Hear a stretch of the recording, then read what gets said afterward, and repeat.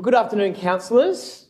Another full house here in the council chambers. Thank you all from our community for coming and representing your issues, concerns and conversations, and of course to those who are tuning in as well. So in opening today's ordinary meeting at 1 p.m, we do acknowledge and pay respect to the original and ongoing owners of this unceded land, the Palawa people. Please be seated. Agenda item number 2. There are no mayoral acknowledgements, so moving on to 3, declarations of interest. Thank you. So as a councillor, we must declare any interest that a councillor has in any matter before any decision on that matter commences. Do we have any declarations of interest for today? Councillor Kai? 9.1. Councillor Pentridge at 9.1 also. Any? Mayor, thank you. I'm not declaring an interest, but just for transparency, up until recently, I've been the patron of the St Andrews Caledonian Pipe Band. It'll have no bearing and I'll be staying in for participation, but just for transparency, 56 Frederick Street, 15.2.1. Thank you. No further declarations of interest? Thank you, councillors. Moving to agenda item number 4, which is the confirmation of minutes, with the recommendation being that the minutes of the ordinary meeting of the City of Launceston Council held on the 21st of March be confirmed as true and correct record. Somebody to move the minutes? Councillor Palmer, a second to Councillor Harris. All of those in favour? That's all councillors present. The motion is carried. At agenda item number 5, 5.1, we have council workshop report.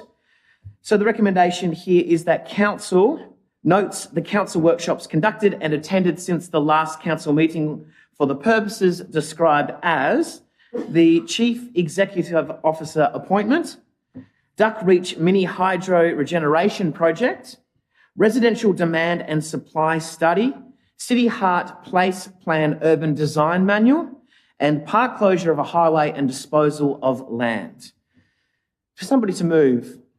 Councillor Harris, seconder. Councillor Kai.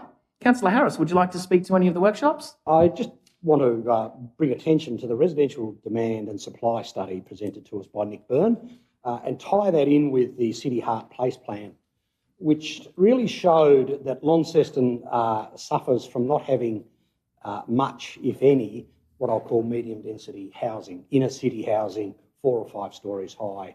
And really those 2 presentations to us brought that home to me, and certainly it's something that I feel that this council should take an active role in, and I'll be bringing a motion to perhaps put that in place at a future meeting. But very interesting presentations as always about those 2 particular issues.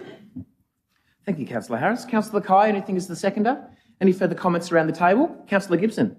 I want to stand to commend the presentation that we received regarding the Duck Reach Mini Hydro Regeneration Project, notwithstanding that the presentation was of great interest. But why I want to stand and add my support to it is the advocacy of our community members. Gus Green and the members of that group have been working tirelessly, certainly over my last 12 years, to finally see Duck Reach operational again, and I think the presentation alludes to the fact that that's not that far off, and it is through the hard work of our community volunteers that we've got to this point. So we look forward to being in a position to able to share that with our community at the appropriate time. Thank you, Councillor Gibson. Further comments to any of the workshops? Councillor Harris to close. Anything further? Okay, putting it to the vote then. All of those in favour? That's all councillors present. The motion is carried. We have no councillors' leave of absence applications as a part of agenda item number 6. And I don't believe we have any community reports today. Pretty heavy agenda. So moving forward from item 7 to item 8, public question time. 8.1, public questions on notice.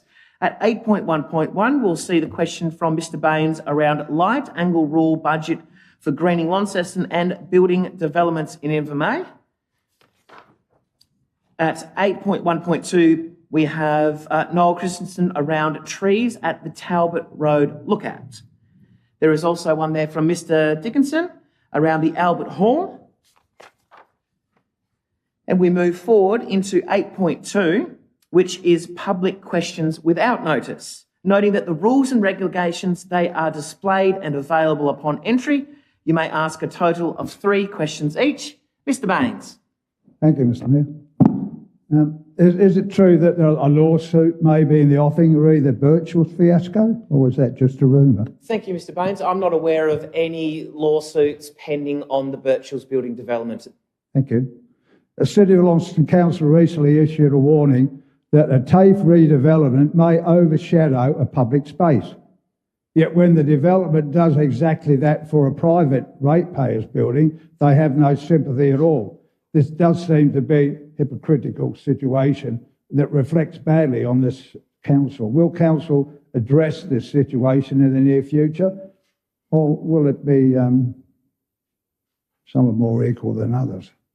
Thank you, Mr. Baines. As the planning scheme dictates, there are some quite strategic rules and regulations around overshadowing and so forth, and we will have further conversations. As this was something that was withdrawn, we have since had a lot more conversation around the issues with that building in particular, and those will continue. The conversations will continue with all of our officer recommendations, and all will be decided here at the table, taking into account those amenities. Thank you.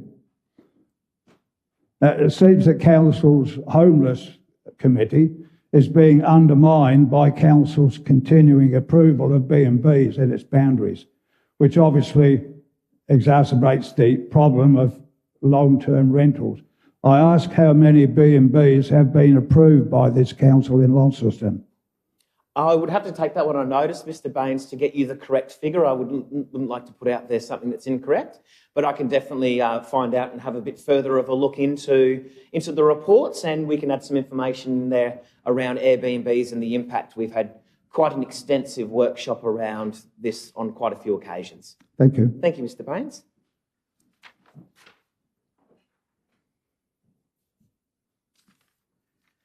Oh, Mr. Mayor, look, I'm really sorry to be constantly asking these same questions, and I'm feeling like it's a definition of insanity because I'm asking the same questions and not getting a different outcome. I have been asking these questions since 2021, and $8.5 million of public money. I think if any of us invested that sort of money, we'd want to know what's happening with it.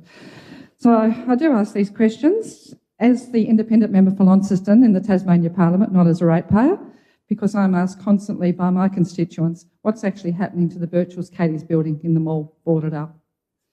As many people say, how fantastic could it be if it was like the Cat and Fiddle Arcade in Hobart?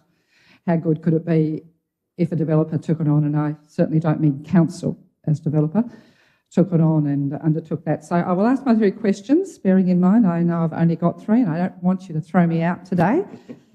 But number 1, the current situation, if you could please, Mr. Mayor, with regard to the contract holder or the joint contract holder with council, assuming it's the original contract holder, has the contract actually been signed and the deposit paid, given the council apparently entered into this contract over 3 years ago?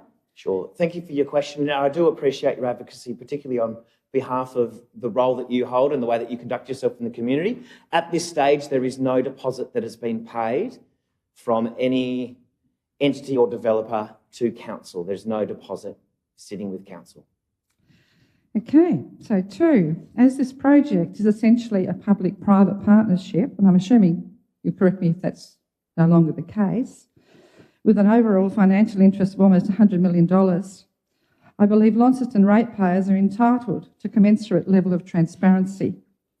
Should the contract holder not meet its obligations under this partnership, or an educational precinct no longer be on the table, bearing in mind council is the planning authority, can you confirm that Launceston Council has no desire or intent to themselves develop the Birchall's Katie's building sites, given it would appear to be a conflict of interest and also in direct competition with private enterprise? Thank you, Rosemary. I cannot confirm that that would be off the table, that all options would be developed for the better outcome of the community, and I would trust that the legislation would have clauses in place to deal with those who are looking to develop who also have influence over the planning authority. Well, I thank you for the answer. I think it would be extremely detrimental to the community if council were to find themselves as developers. Anyway, question 3. From media reports in the Examiner newspaper on February 23, 2024, it appeared that the modern urban bus interchange in the heart of Launceston, put forward by a majority Liberal government, was proposed for a park and go station in Lower St John Street. How does this affect the current proposal with regard to the car park backing onto the Birchall's Katie's building, given the bus interchange in the Patterson Street car park was an integral part of that development? Well, as a part of this first-term council now into its second year, one of our early decisions was to look to accelerate the process by moving away from any coinciding developments of the Birchall's Katie's car park, and we are looking to focus purely on the development of Birchall's Katie's building itself. So any further discussions that we're still privy to, we would expect that the state government would be coming to chat to us around what that terminal may or may not look like. And in respect to the Lower St John's development, what I'm led to understand is that that is the regional buses development through the state government and the private sector. So if that was to remain the desired outcome for that specific development, it wouldn't have any effect on what the regional buses would be doing, as it's a metro urban looking development for Birchall's on that lower floor there of the car park. And as I've already asked my 3 questions, if I might indulge, just ask a quick fourth. Is council likely in the near future to put out some media release to actually advise what is happening with the Birchall's Katie's building, and perhaps look for another developer to do something similar to the Cat and Fiddle, and hopefully council doesn't throw good money after bad by actually looking to develop themselves? Sure. I can't speak to putting out further expressions of interest in that process, but I can say that the commercial and confidence side of things, and I understand, has been incredibly frustrating as to what we can say and what we can release. But we are moving as quickly as we can to make informed decisions to get to the public and to get to our community. But it's just those barriers, state elections and so forth, commitments that are being made by whether there's majority governments or not, are really impacting on our ability to come out, because we don't want to continue to get the community excited around precincts and prospects that continually get slowed down by extra elements. Let me tell you, they're not excited at the moment. And I think one thing worth the board of directors of this council remembering is it was actually public money, not council money. Thank you. Thank you, Rosemary. Appreciate that. Thank you. Further questions? Mr. Dickinson. Yeah, thank you, Mr. Mayor. Yeah, I also had a page of typing, but I'll reduce it to just a couple of paragraphs. It's now only, well, when I was thinking of coming to the meeting, it was only March, which is a couple of days away. And as that date, the builder, Shape, had only been on the site for the Albert Hall since January. In other words, he'd only been there for 2 months. And yet he asked council for a 3-month extension, and he'd only been there for 2 months. And worse than that, council approved it. Now that's got to be crazy, it's got to be incredible. And beyond that, I asked a question last year about time overruns, because the matter has been before council for a long time. The reply I got from council was the nature of the contract is specifically tailored to minimise the risk of contract overruns. So after no time, he asked for 3 months and you give it to him. And not only that, based on minutes that I've read in the last couple of days, aldermen around the table weren't aware of that. So something's happening in the dark, which is obviously not good. And the question I had was, what reasons did Shape give to justify the extension of time? More to the point, why did council cave in and approve the extension contrary to the contract conditions? Thank you, Mr. Dickinson. I may approach the acting CEO in terms of the actual specifics around the development. SHAPE haven't been given any extension of time, and the construction period is consistent with the period in which they tendered. The extension of time is due to confirming with the federal government that they're comfortable with the change in scope that the council endorsed. Can you say part of that again? I mean, I don't have any trouble hearing the mayor and the other councillors that were speaking earlier. Your voices are very strong. No extension of time has been given to SHAPE. We'll hold up. We'll hold up for a second. That's fair enough.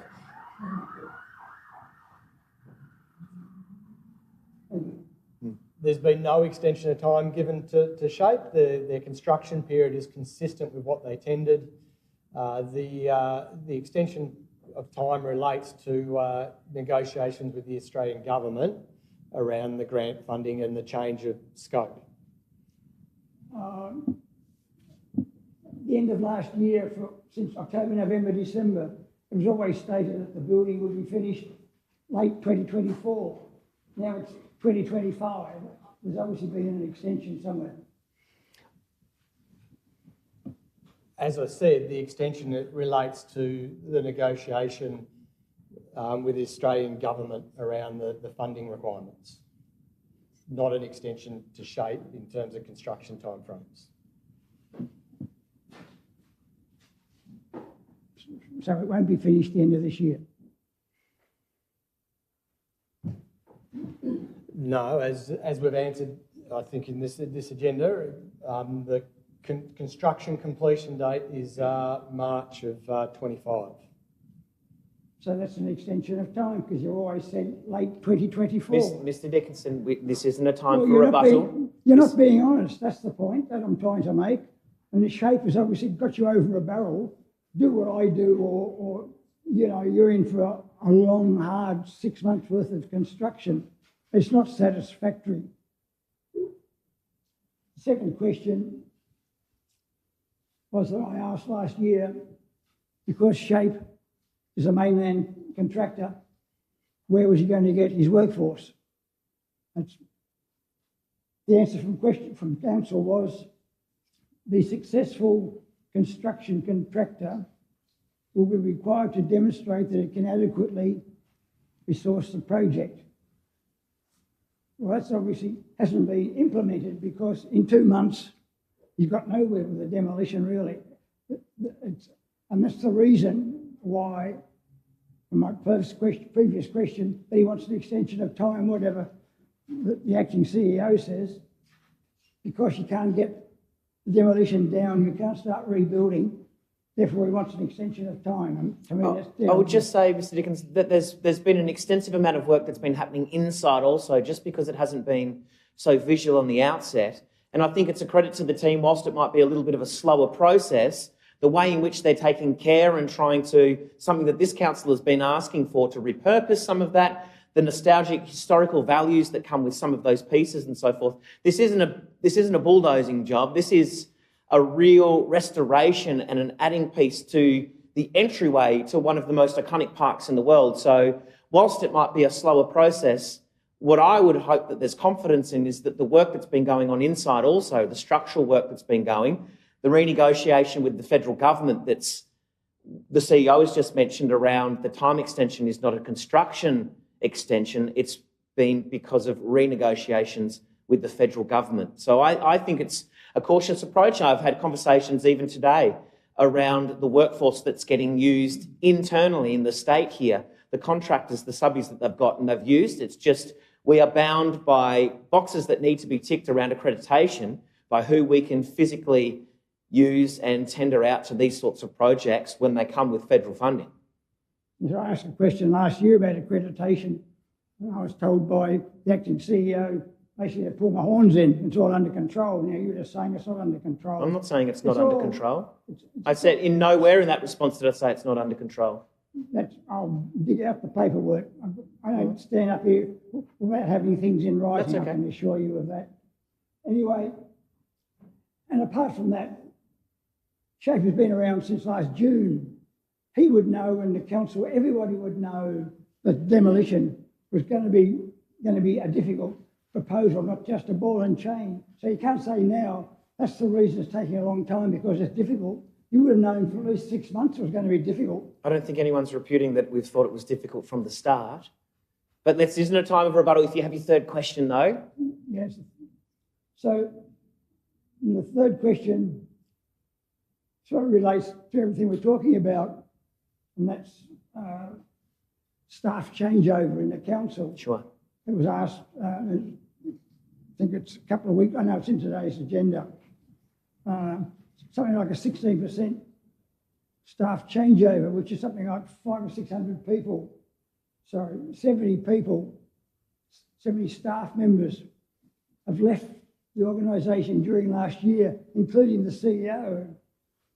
I mean, that's an astronomical number. So obviously, morale around here is pathetic, to put it crudely. So management must be working on programs to try and rectify that. So what are you working on to try and overcome a massive staff changeover? I'm sorry I'm shouting. No, you're fine. No, I appreciate it. CEO, I might throw to you in terms of some of the activations and the internal cultural surveys and the ways in which we engage, and also the issues that the sector's having as a whole nationwide, and how workforces have changed even in the last 2 years. So firstly, I find the assumption that a high turnover in this current environment is linked to culture within the organisation. That's just disrespectful of this organisation. I'm going to say that what we're experiencing is we've benchmarked it nationally with other local governments and organisations. The level of turnover is consistent with what others are experiencing post-COVID. It's actually higher. So, wait a minute, it's not higher. It's consistent with what others are experiencing. And so we're continually looking at our recruitment practices and retention policies to try and slow that turnover, but it's consistent with what others are experiencing. And most of the areas that we're experiencing are areas where there's national shortages in things like engineering, planning, environmental health, where nationally there's more people leaving the workforce than are joining the workforce. It's not a unique problem for the City of Launceston. Yeah, thank you. Thank you, Jim. Thank you very much. Further questions without notice?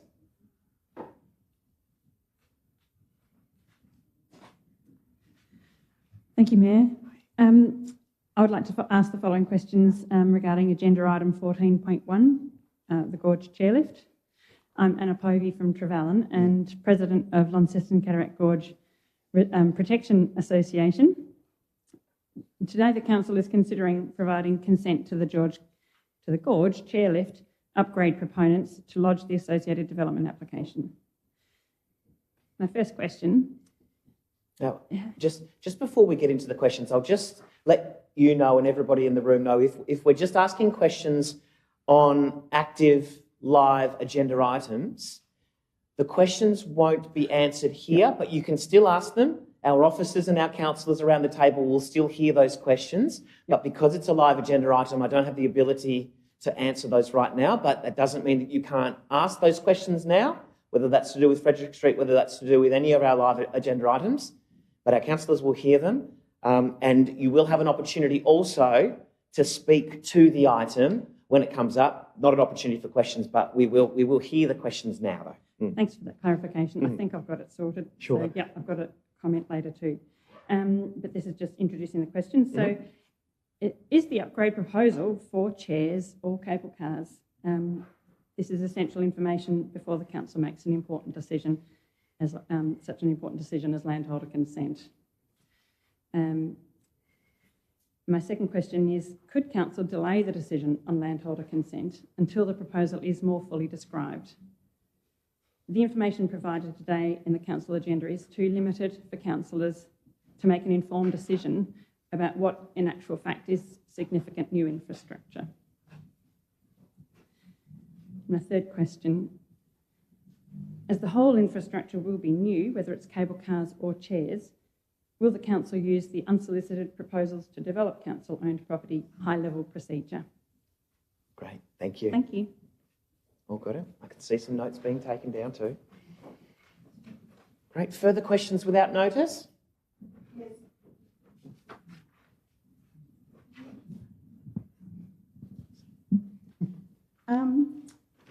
My questions too are with the same conditions. I know that it is 14.1 on today's agenda and it's about the Gorge chairlift. Okay. Ratepayers consider the Cataract Gorge as their bigger backyard. It is the nature of the place. It provides our community with a place to meet with others, to explore, swim and play. It is a shared space with visitors from around the world. Council keeps the natural aspects of the gorge in balance with infrastructure needs, and this is its attraction. Today, councillors are being asked to approve landowner consent for the owners of the chairlift to replace the ageing chairlift infrastructure. Question 1. Because the public has been provided with no detail of the plans at this very early stage, how confident can they be the DA, when presented, will be like the like? That is, chairlift-style seating with minimal visual impact, changes in its rerouting. It is new infrastructure, replacing old, so it is indeed different and will appear different. Question 2. Councillors were made aware of this new proposal in a closed workshop, and to my knowledge, no one in the public were given any indication of it occurring. Does Council agree that given the past rebuff to the Skyway proposal by the same proponents 3 to 4 years ago, it would have been preferred to communicate openly with the public more than 5 days beforehand about this proposal to ensure the community is accepting of any changes? Question 3. Could there be an extension of time given before this proposal is approved so those key elements of the replacement chairlift and infrastructure can be made available to the public? Thanks, Rosalind. Thank you very much. Thank you. Further questions without notice? Good afternoon, Mayor and Councillors. I'm Kirsten Ritchie from Strike It Out Inc. at 37 Birch Avenue, Newstead. Your recommendation of choosing the Historical Society for the use at 56 Frederick Street is thoughtful, with the factor keeping the historical side of the use practical. But in saying so, we are deeply saddened that it's not going to be used for community members. The Historical Society have money in which our organisation doesn't, for refurbishments and so on, so this sets us back. We would, though, be able to meet the ongoing costs of overheads such as power, water, insurances, lease agreements, etc. We've been operating for 7 years and still we do not have a place to call home, giving our organisation security and enable us to further help so many more people. 56 Frederick Street, as outlined in our proposal, to be a place for all our community members, as well as 7 individual women who can have a safe space to lay their head at night. A place for many to come to join in with community groups such as art, music, yoga, cooking and much more. A place for educational purposes and receiving such things as legal advice, wellbeing programs, financial budgeting, parenting programs, technology classes and more. There seems to be a lack of availability to cater for our community members within our local communities, which provide much needed support for our vulnerable members.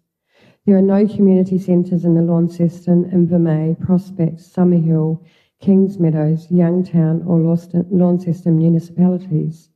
So having a central centre in the heart of Launceston would support a place for many members of the wider Launceston community to come to receive support. To change the dynamics of people sleeping rough, we're providing them with amenities, hope and a sense of belonging, which in turn is going to give them more pride in their space and within themselves. Now seems to be the word that needs action. I'm here today, but it may be too late. But here is hoping that us presenting to you today, you could take a second to think carefully your final decision. What do you choose, historical or community? How can we twist your arms to change your decision on your preferred recommendation? What do you prioritise, money or people first? Thank you. Thanks, Kirsten.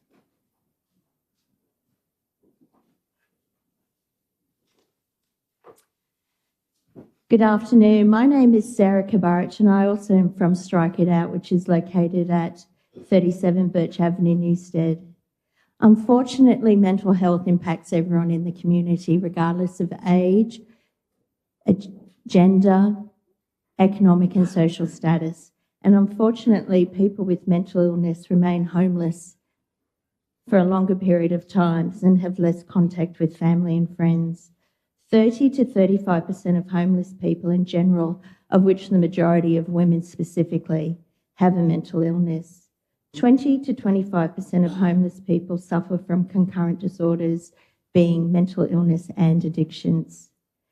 These people are unfortunately overrepresented in the homeless population and are often released from hospital and jail without adequate community support in place.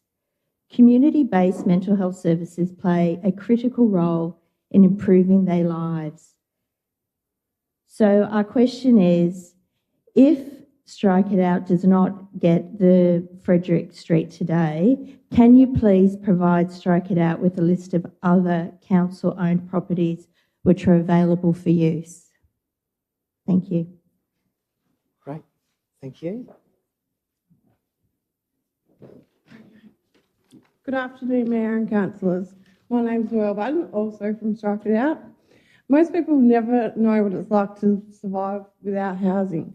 Homeless persons and people who assist them list the following just as some of the realities: the constant search for temporary shelter and amenities, inadequate food and nutrition, shortage of appropriate clothing, sexual victimisation, harassment and physical assault, inadequate medical services, negative or low self-esteem, social isolation, development of mental health or substance abuse, poor prospects for employment and appropriate permanent housing. In the now, we have many social and issues affecting our community members. How would you feel if you had no place to sleep at night? And history is in the past and we're living in the now. What about our future? Thank you. Thank you. Any further questions without notice? Okay, there being none, we'll move forward through the agenda.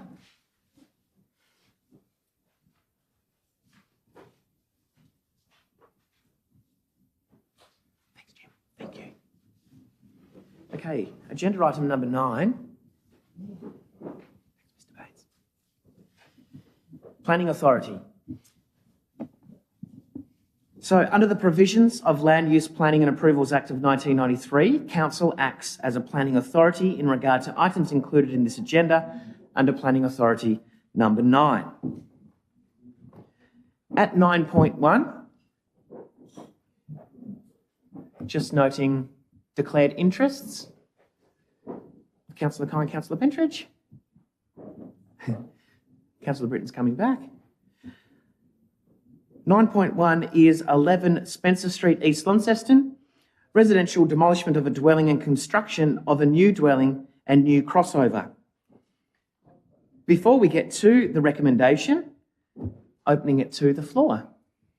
Thank you. I'm Claire Gregg from 70 Meredith Crescent, South Launceston. I'm acting on behalf of the applicant, the JAC Group, and the owner of the property, Dean Cocker.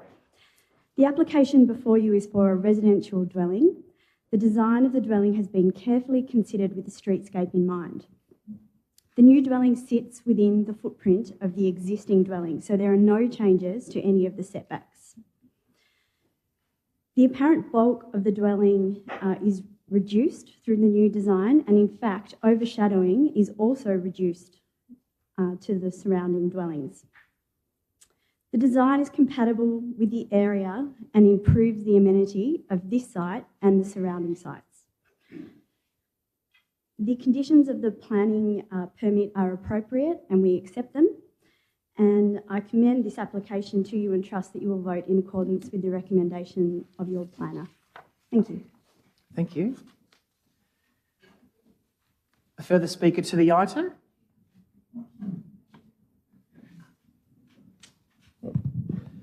Mayor, Deputy Mayor, Councillors, my name is Dean Cocker of 9 Spencer Street, East Launceston. I'm the Managing Director of the JAC Group, the applicant, and you've just heard from our in-house planner, Claire Gregg. I would just like to add that although some issues may not be relevant planning considerations, I would like to mention some of those simply because they were raised by representors, and it would also perhaps give councillors comfort. There was a question raised about whether or not the property would be used as an Airbnb. The proposal is not intended as an Airbnb, but to provide accommodation for my wife's elderly parent who's struggling in her own home without 24-hour support, and she needs a unit that's at street level with no stairs. She's got stairs in her own property, and the existing property next door at 11 Spencer Street is also not level access. So that's really declaring what we intend for the property. There certainly is no Airbnb. The proposal is designed to be compatible with the adjacent contemporary townhouse at 9 Spencer Street, which is my place. There's also a number of other contemporary homes in Spencer Street. It's not a purely Federation street. There's a number of different more contemporary designs. We've specifically tried to design this so that it's in keeping with the contemporary townhouse at 9 Spencer Street. As Claire mentioned, the overshadowing, and it's mentioned on the plan, actually is reduced by this proposal compared to the existing residence. And yes, the applicant is prepared to accept the proposed permit conditions about amending the plans to identify location of waste storage and privacy screening. And I would also like to encourage the councillors to support this development application. Thank you very much. Thank you, Mr. Cocker. Were there any further speakers to the item before we get to the recommendation? There being none, we'll move to the recommendation, which is for council to approve the DA with the published conditions in the agenda. I will just do a brief summary, as I'm sure some councillors will digest this further. Some of those conditions are in context of the index page with the strata plans, proposed site plan, proposed floor plans, proposed elevations, shadow protection diagrams duplicated, proposed driveway apron and stormwater. There's some privacy screening, as Mr. Cocker mentioned there as well. So the recommendation is to approve with those conditions. Somebody to move. Deputy Mayor? A seconder? Councillor Harris? Deputy Mayor? Thanks, Mayor. And I think the applicants outlined pretty well really all of the conditions and their planner. I mean, there are 3 conditions that are needing to be met under the scheme. One is setbacks and building envelope for all dwellings. The second one is privacy for all dwellings, and the third one is the number of accesses for vehicles. In dealing with the first one, I think the statement was made, the footprint is actually the same as the footprint of the existing building, and therefore any of the setbacks are actually going to be similar to what exists there at the moment. And I think the only area of discretion is on the eastern boundary, which is actually beside the neighbouring property of the proponent. Looking at the way that the performance criteria have been assessed, the planners have been through that and decided that it's only a minor amendment and therefore acceptable for that to go ahead. In relation to the privacy of dwellings, there have been conditions placed in regards to screening, in regards to the swimming pool area, to ensure that the overlooking that might happen on one of the other tenement blocks is now no longer going to occur. So therefore, again, that is being met by condition. And in regard to the number of accesses for vehicle, again, this property has actually no accesses for vehicle at this point in time. It is proposed to actually put a double car garage and therefore a crossover on the footpath. If anyone's been up and down Spencer Street, it's not a very wide street. To be taking cars off the street is actually a very good thing for the street, so I'll actually commend that additional taking of cars off the street and enabling it to go forward. So there are a number of things raised by representors, namely in regards to the structural integrity of the swimming pool. Again, that's a building issue and therefore needs to be dealt with in relation to the building aspects and meet the building code.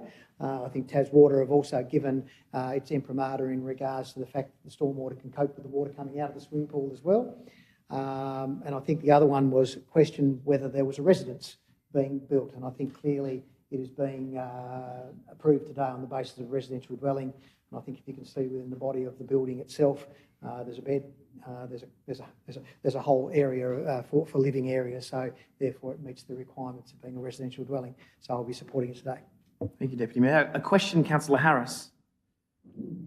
Thank you. To a degree, I think Councillor Mackenzie might have answered my question. When I looked at the plan, it appeared to have a living, kitchen and dining room without a separated bedroom. But listening to what Mr Cocker said, perhaps he is intending to have what I'll call a studio apartment, which has the bedroom within the lounge, kitchen, dining area with a separated bathroom. As such, is that sufficient for this to be a residential building? And what is a residential building as such under the building code for us to assess it? Some people had thought this was more a swimming pool and garage, but I was just wondering, is there something that makes a building a residence? And is it a separated bedroom? Is it a kitchen sink? What actually is it that makes a building a residence? Planning Manager Richard. We're not assessing the Building Code of Australia, so that's an important point there. So nowhere in this is assessing what might be a dwelling under the Building Code. Under the planning, the planning definition is a self-contained dwelling unit. So if it looks like a house, it is a house. It has the essential components of a house and it's self-contained. It becomes a single dwelling. As the seconder, would you like to speak or reserve your right? Okay. Councillor Gibson. Thanks so much. I'm standing to support the development application received before us, and I'll contain my commentary to 6 succinct points following the Deputy Mayor. First of all, I want to thank the 4 representors, or the representors that total 4 with regard to the representations received. And I want to thank particularly Rachel, the planner, because the way that Rachel has gone about working with the issues that the representors have raised is first class. And those that have spoken to me, 2 of them have spoken to me, commended you for the way that you went above and beyond to ensure that their representations were heard and shared with the developer. That is appreciated. Point 2, Councillor Mackenzie, the Deputy Mayor, did refer specifically to the need for the amended plans, specifically the things that interest me with regard to the privacy settings and the coverage of the pool infrastructure, and we heard from the developer themselves that they were in agreement with those amended plan requirements. Importantly for me, I want to, at point 3, reference the note that is included on the permit, specifically around recycling and the reuse of demolished materials. It's recommended that any features and or serviceable components, bricks, roof tiles, joinery, decorative architectural elements, windows, doors, and the like, where possible, are able to be salvaged. I think that is an appropriate note to have included on the permit. I note it is included at point F. I think that is appropriate. A seemingly good house that needs to be demolished, that will be applied for to be demolished. That note is something that we'd like to see more of, so it is appreciated, and I'm sure, knowing the way that the JAC group work, they will be model developers in that regard. Point 4, I just want to draw our attention to the referral from Tas Heritage and with regard to the property not being listed. I think that's also important. You heard the speaker prior reference the fact that it is an old home, seemingly in Launceston. We're interested in preserving heritage. Specifically, it is not included on any list, and therefore the listing is not something that needs to be considered. And my final 2 points, points 5 and 6, reference 2 specific issues that the representors brought up in their correspondence. And they're in fact things that come up frequently with regard to pools being put in. The first was with regard to the sound emissions that will no doubt come from the pump and the associated infrastructure, and we note that that's covered off in the EPA noise regulations legislation. And importantly, also as the Deputy Mayor has referenced, my sixth point is that of the structural integrity of neighbours being able to withstand pools that are almost to their boundaries. And I think it's right that neighbours are concerned when a large pool structure that contains a huge amount of water is going to be built next to them, or in some instances above them, that should be a consideration that they have. They don't understand that it isn't necessarily something that's covered off in the planning, but rather in the building. And hopefully, as the planner has shown, if those neighbours have any issues, at least we're able to direct them in the right, into the right funnel of council, because that is what we hear and see a lot with regard to pools. So again, we've heard from the developer, we've seen the response, it's contained within the representation response on page 25. I'll be supporting the DA today. Thank you, Councillor Gibson. Any further comments around the table? Councillor Walker? Thank you, Chair. Yes, no, look, this would not be a contentious proposal if it was in many other situations. I suppose I don't even think it's a contentious proposal in the situation, in the place that it is. It's a little bit different, and I can understand people's concerns in regards to the things that have been outlaid from a previous speaker. In fact, the previous speaker has covered many of the issues that I might have wanted to cover, including the encouragement by our planning department to recycle and rescue architectural features that are in the existing building on that site, because they are in short supply for people wishing to renovate. I do believe it's an opportunity for the council to do more to help facilitate that, but I am encouraged to see that, and hopefully other proponents in the future will also, be encouraged to follow that path. But that's not always easy when it comes to the storage or the the sale or moving these things on. So I think there is a role there for council to further facilitate that. As far as the streetscape goes, it's a mixed area in that part of East Launceston. As is well noted, it's not a building that's locally or state listed as far as heritage goes. Nonetheless, it's a building with heritage features, as many of our buildings are in Launceston. Could it have been a heritage precinct? I think there are parts of East Launceston that could become part of our heritage precincts. I'm not sure if this is one of them, but nonetheless, I do urge council to move forward with those heritage precincts, because I think there are specific areas not far from this location that can and will, should be included. So, having said all that, I do rise to support the motion, and I do also commend the way that the council has gone about that negotiated process between respondents and proponents, and certainly, that is heartening, it would appear, for all of us, and for that to continue as part of the process of planning. Thank you, Thank you, Councillor Walker. Any further comments around the table? Councillor Harris, anything as the seconder? Nothing further. Good on you. Thank you. Anything to close? Great. Thank you. Okay. Putting it to the vote. All of those in favour? That is all councillors present. The motion is carried.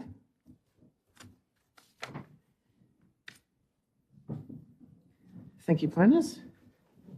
Thank you. Thank you, Mr. Cocker.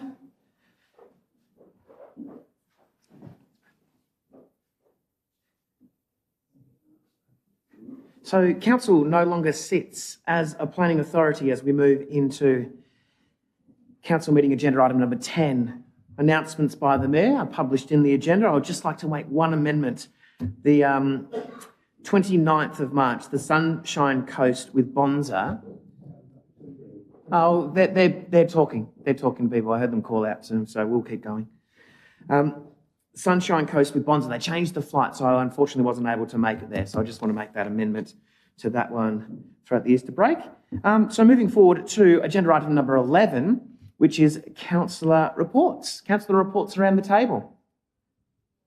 Deputy Mayor? I did happen to get to the Bonza flight and arrived only about 4 hours late, so there were a few people who had been sitting on a plane for 4 hours, but I think they were all fairly excited. They were in jeans and it was about 29 degrees, I think, when they got off the plane, so I think they were probably overdressed coming in from Queensland, but certainly from an airport perspective, we're excited about having that Sunshine Coast Launceston connection with Bonza, and certainly the flight coming down was full and very full going back out, so I think the forward bookings in relation to it looked like there's a good relationship building between the Sunshine Coast and Launceston. Great. Thank you, Deputy Mayor. Councillor reports. Councillor Kai? Thank you. Let me just grab my... That's okay. Councillor report. So on Friday the 22nd of March, I joined the Migrant Resource Centre North at the Northern Cancer Support Centre for a wonderful celebration for the last day of Harmony Week. There was food, music, and a lot of dancing and singing, and it was a great morning of cultural inclusion. Then yesterday, I was invited to the Launceston College to speak with students in a legal studies class. The students want to know about the role, functions of a counsellor and what our typical day looks like. There was lots of questions asked, and it looks like a couple of the students in that class were interested in becoming counsellors in the next election. So it's great to know that the next generation, or the younger generation, is already planning on representing our community. Thank you. Great. Thank you, Councillor Kai. Councillor McMahon? Thank you, Mayor. On Sunday the 23rd of March, I participated in the Seroptimus International Launceston Pamper Day along with the Citizen Advocacy Launceston, a local organisation that provides advocacy services for people with intellectual and physical disabilities. This was the second Pamper Day held at the Northern Suburbs Community Centre, with the first being held last year. This special Pamper Day offers participants the opportunity to experience close contact and to feel valued and pampered, which for many is a very limited experience. I spent the day painting nails, chatting, dancing and singing. It was actually one of the most rewarding days in my role to date.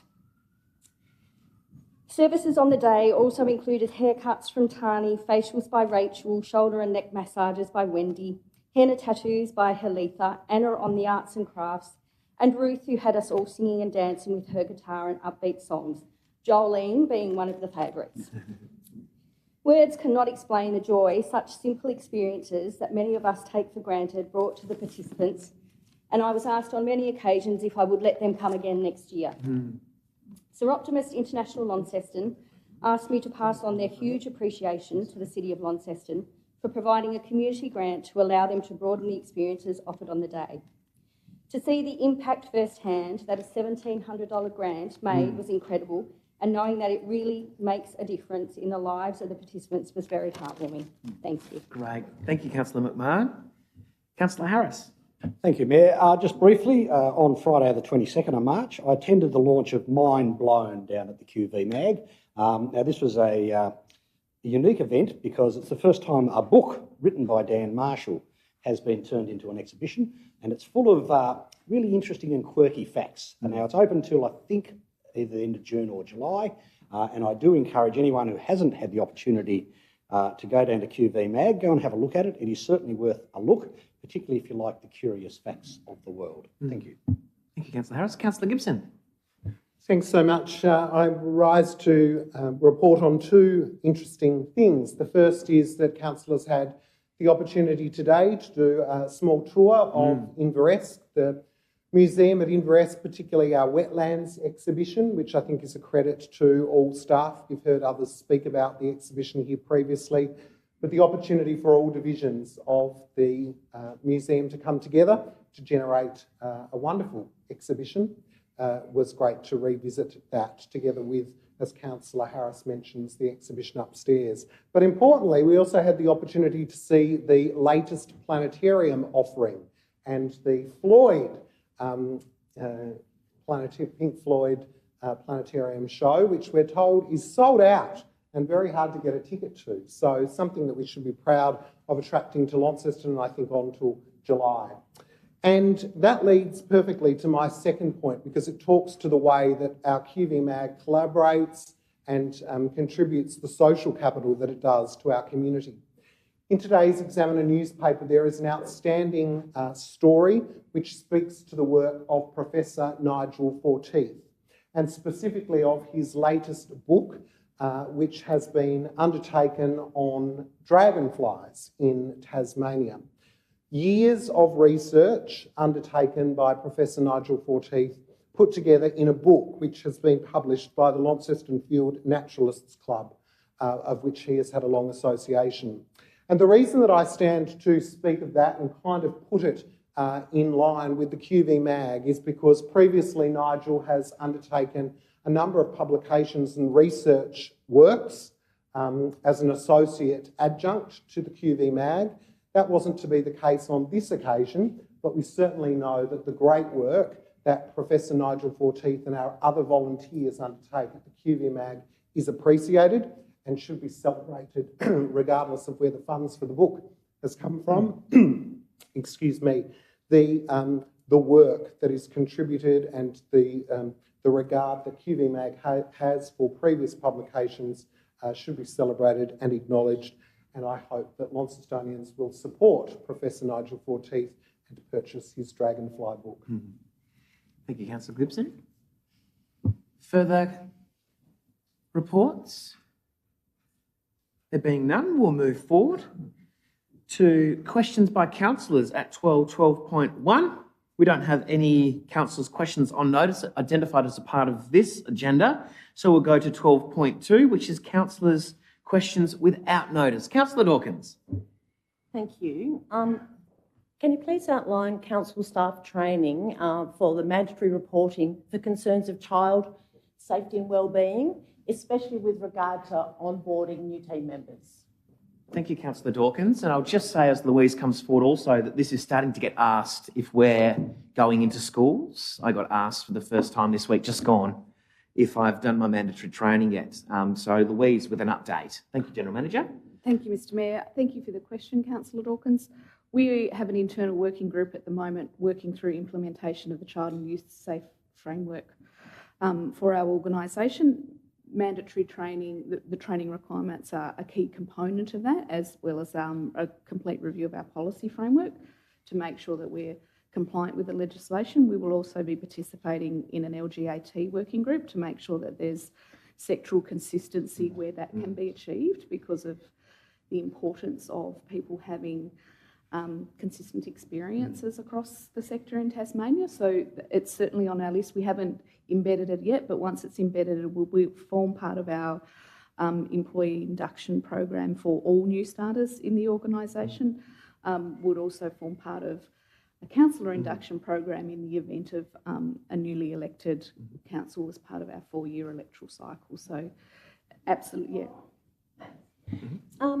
Thank you. And just so I'm clear, so if a team member today saw something that really worried them, would there be a clear pathway for them now to be able to report that through a council process? So we've, yes, there would. We've put in place an interim approach to ensure that we've identified people across the organisation to which they can report to. Fundamentally, they're key employees in our organisational services team and in our community development team. And we've communicated that and also communicated that to our customer service team so that if a member of the public came forward with concerns, there's a clear avenue for people to raise those issues. Great, thank you. Councillor Gibson.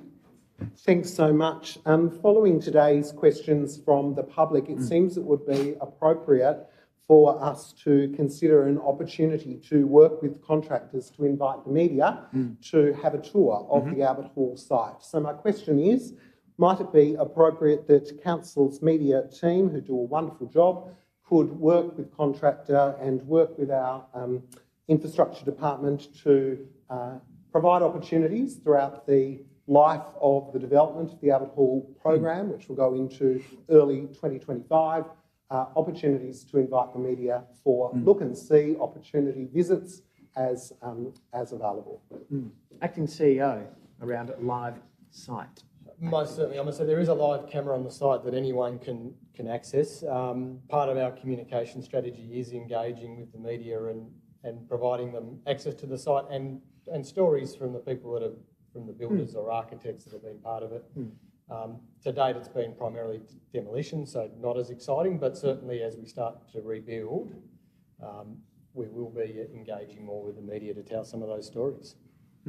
Great question. And I know that the Deputy Mayor's been advocating for personalised showings there that he's put his hand up to do for Mr Dickinson. So thank you for that, Deputy Mayor. Further questions around the table? Councillor Walker. Yeah, and further to that, I mean, tours are one thing, but what feedback does the council get from the contractor in regards to the ongoing fulfilment of their duties, not just their own timeline, but their interactions with local contractors? Certainly, you know, and I'm not going to repeat any aspersions here, but certainly there are some concerns that have been expressed in regards to the nature of relations, and that it would be precedent of council, of course, to be getting regular updates in that regard. So what are those arrangements, and how do councillors get feedback in regards to updates from the contractor? Acting CEO? I'm going to say, as with any of our construction contracts, construction projects, there's a contract in place which requires progress reporting.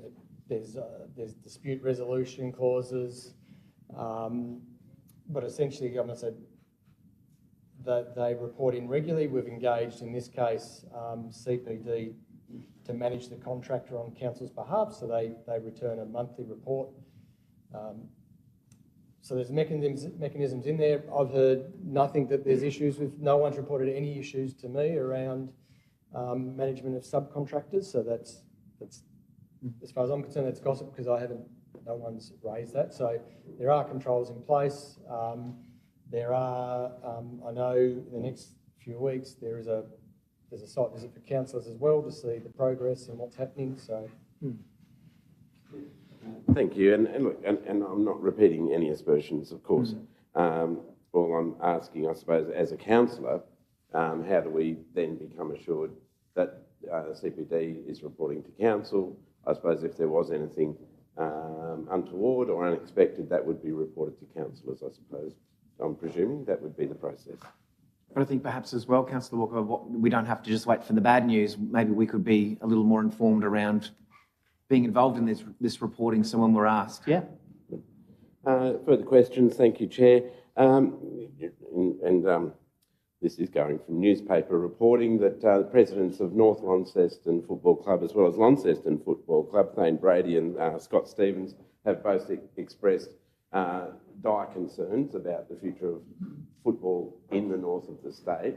Has the Mayor or Acting CEO had any talks with those clubs in regards to that?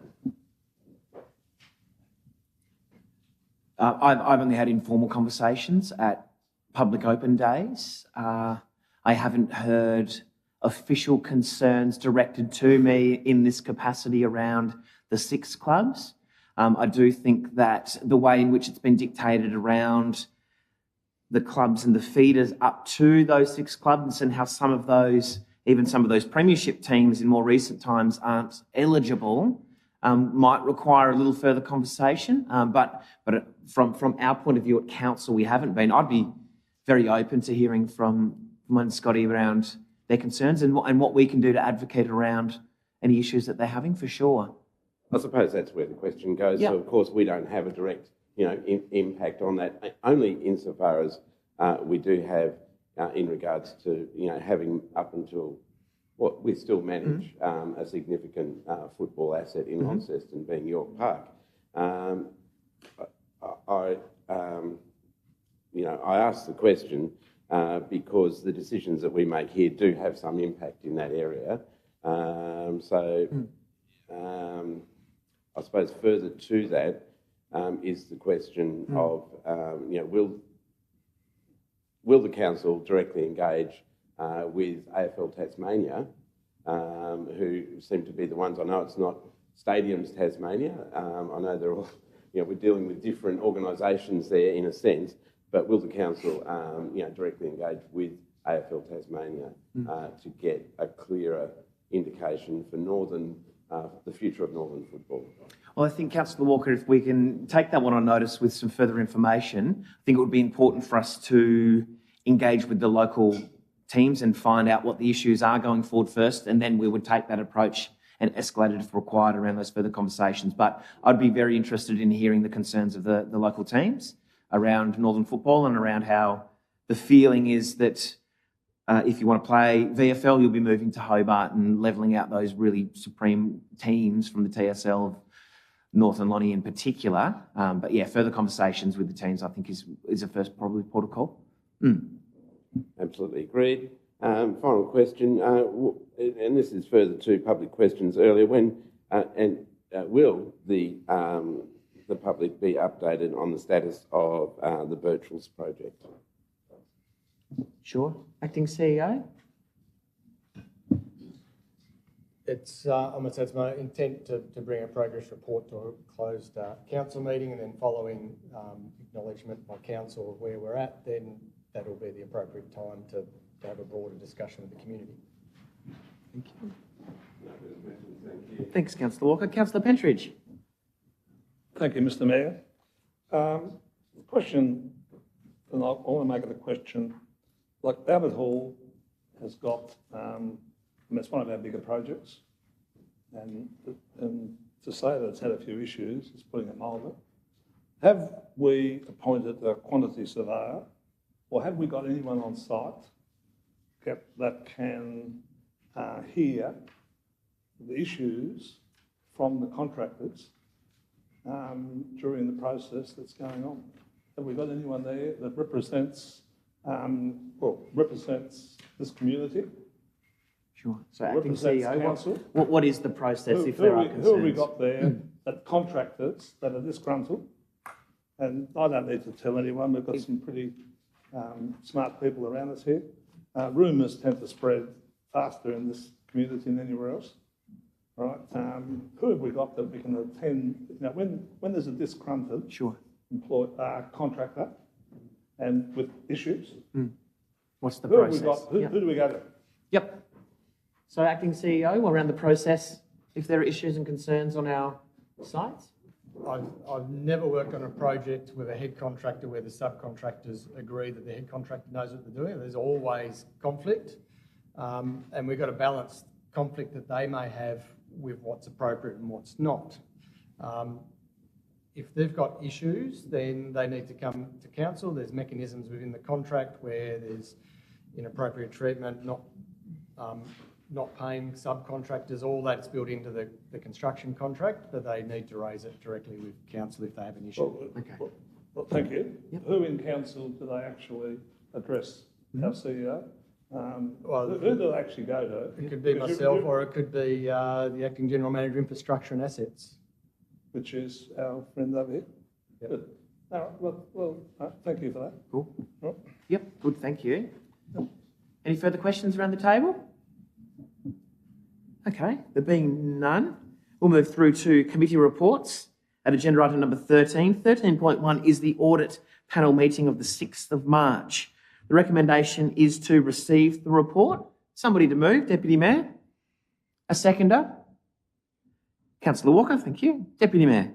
Thank you. And look, I think it's outlined there what the audit committee actually undertakes. Not a great deal of detail in regards to each item, other than it's thoroughly reviewed by the audit panel. It's great to have 3 independent people sitting outside the council who are being reported to and challenging us on the processes that we go through in each of the things that are engaged in the external audit and the internal audit aspects of the business, and challenge our officers and ourselves in regards to what we do in regards to various things. They review our capital reports, our budget amendments and the financial statements and analysis. So it's a fairly comprehensive look, and it has some outside eyes, which I think is a very good governance process. Thank you, Deputy Mayor. Just got a question before we get to the seconder. Councillor Gibson? Thank you. The question is not intended to be anything other than constructive. It's interesting that the mover and seconder are both members of the audit panel meeting, and thus they understand very carefully the content of the headings. Today, Council is being asked to receive the report from the audit panel meeting, and if it was up to councillors who are not on the audit panel to be able to describe what receiving the report means, and importantly the implications that it has, I think we would struggle. So I would request, my question is, can the level of content that is currently included in this set of meeting recommendations be considered as a template as part of the next audit panel meeting to ensure that all audit panel members, specifically external ones, are content with the amount of information that's being shared with the elected representatives.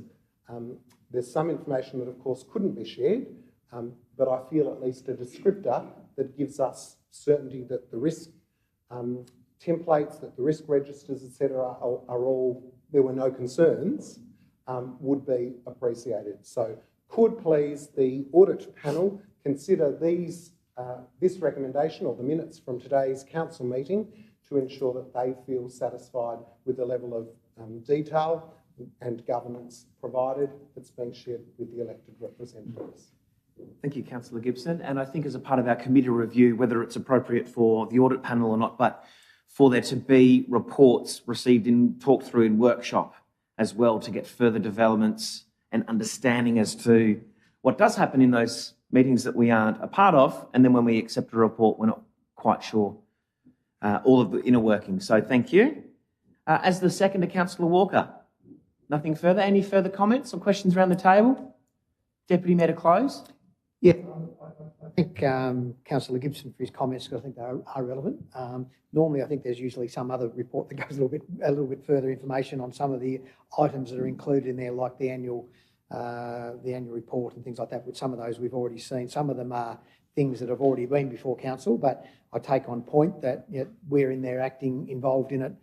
Therefore, we know what's happened, but the other 10 of you don't. So I think that there's a fair comment there in being able to provide information which is not confidential. Thank you. Okay. Putting it to the vote. All of those in favour of accepting the report? That is all councillors present. The motion is carried.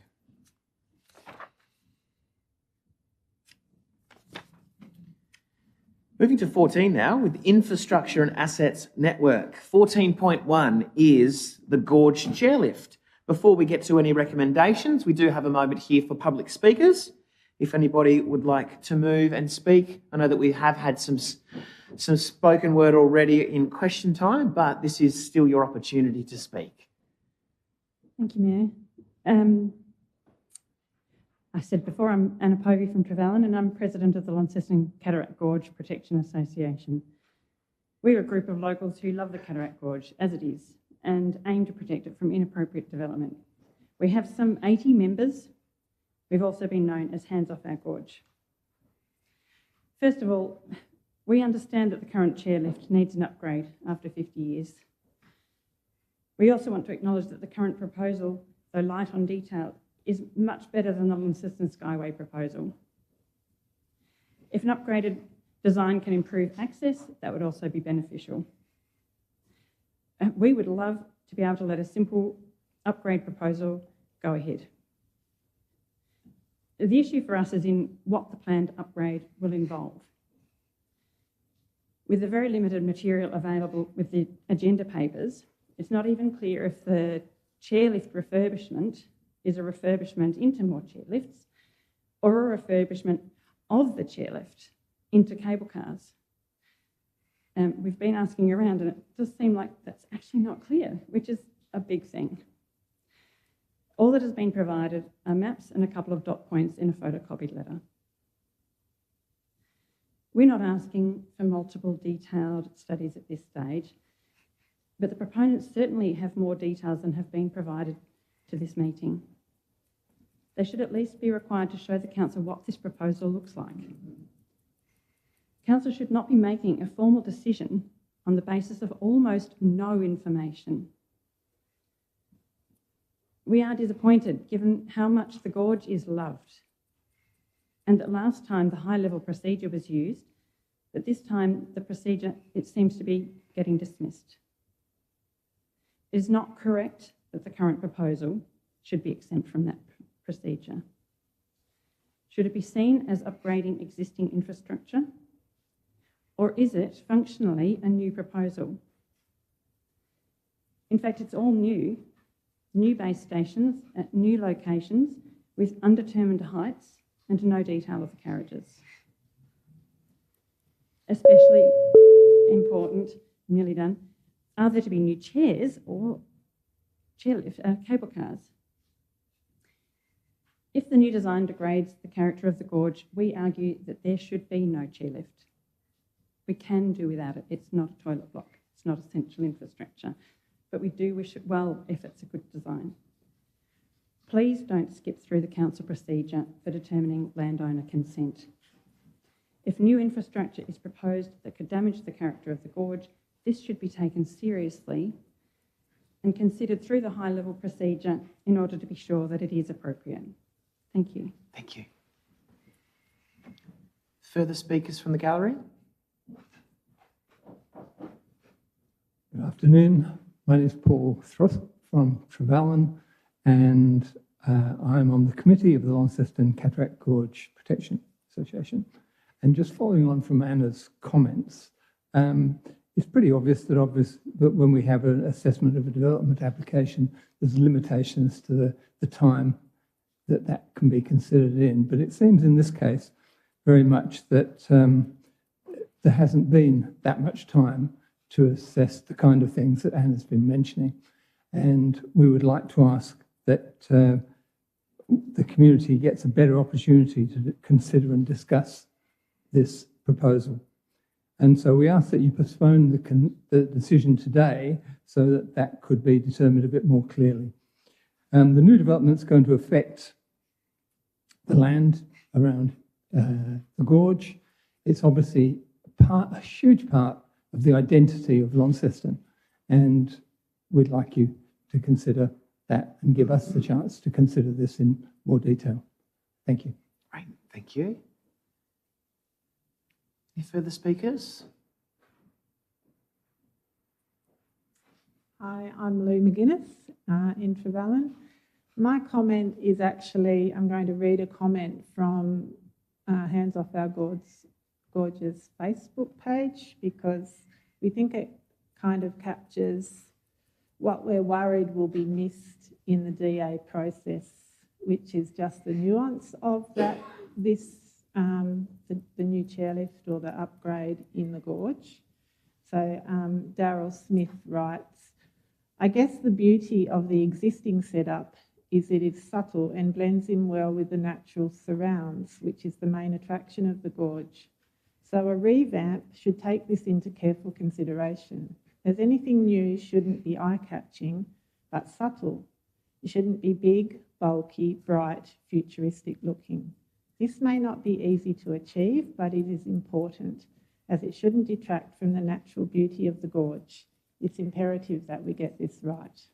So it's just about slowing down and not getting into a situation where we can't assess those more nuanced values that the planning scheme doesn't always kind of give scope for. Thanks. Thank you. Any more speakers? There being none, we'll move on to the recommendation. And as has been stated by our speakers, just noting that today's decision is purely to consent to allowing the DA. This isn't to approve a DA, just for any clarification, anyone listening. And the recommendation is that Council, by absolute majority, authorises the acting CEO to provide consent to lodge the development application associated with the proposed gorge chairlift upgrade. That's the recommendation. Somebody to move the recommendation? I wish to move an amended recommendation. Thank you, Chair. Okay. wants to move an amended recommendation? What would that amended recommendation be? I wish to amend the recommendation to include conditions that would give the community opportunity for input, that would give the council, especially our environmental and park managers, the opportunity to be satisfied that the design and location would be suitable before a DA is lodged, and finally that the costs associated with the necessary infrastructure changes that the council would have would be negotiated between council and the developer. So I can give you the exact wording. Well, in fact, I have provided the exact wording. Yep. So we'll just turn attention to the screen.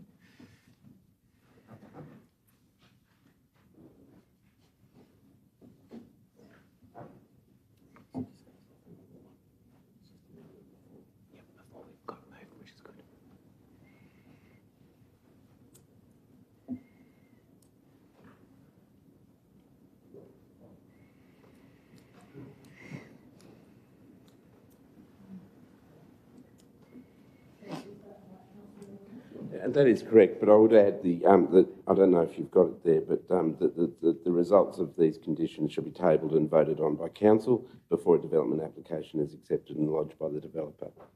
I don't know if you have that last line there.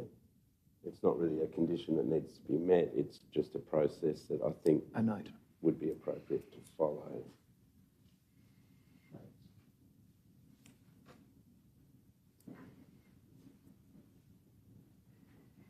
You do have that? Yes. Councillor Walker, do you mind just reading that out? To the room? Yep. Yeah. Very good. I would like to add to this motion today conditions that are listed here, and I won't go into them now because I'm just moving this motion, and they are that a social licence for development plans to be gained through a suitable public consultation process, allowing public input,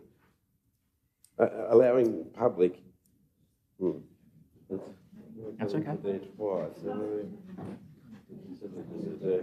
I'll read it. Yeah, it's got, and that's my mistake, but in the first line,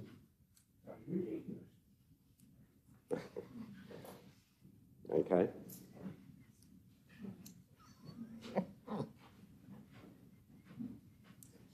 The first line needs public input to be taken out. So I don't know if you see, but it says it twice. It says allowing public input to have input. It just needs to say allowing public input and influence in the final design, both of the developer and of the council work to require. So I'll read it again without the mistake here.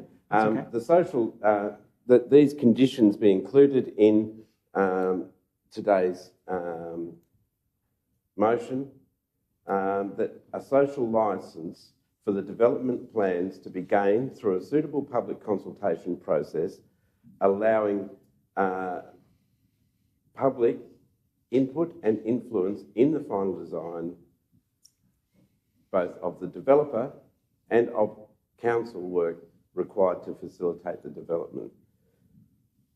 Number two, that the council, environmental and parks managers and the CEO are satisfied that the differences in the new design and location of infrastructure are compatible with existing or future Cataract Gorge needs and amenity, and a council co-design of changes to that infrastructure is developed. That's an internal process for the council to do in conjunction with the developer.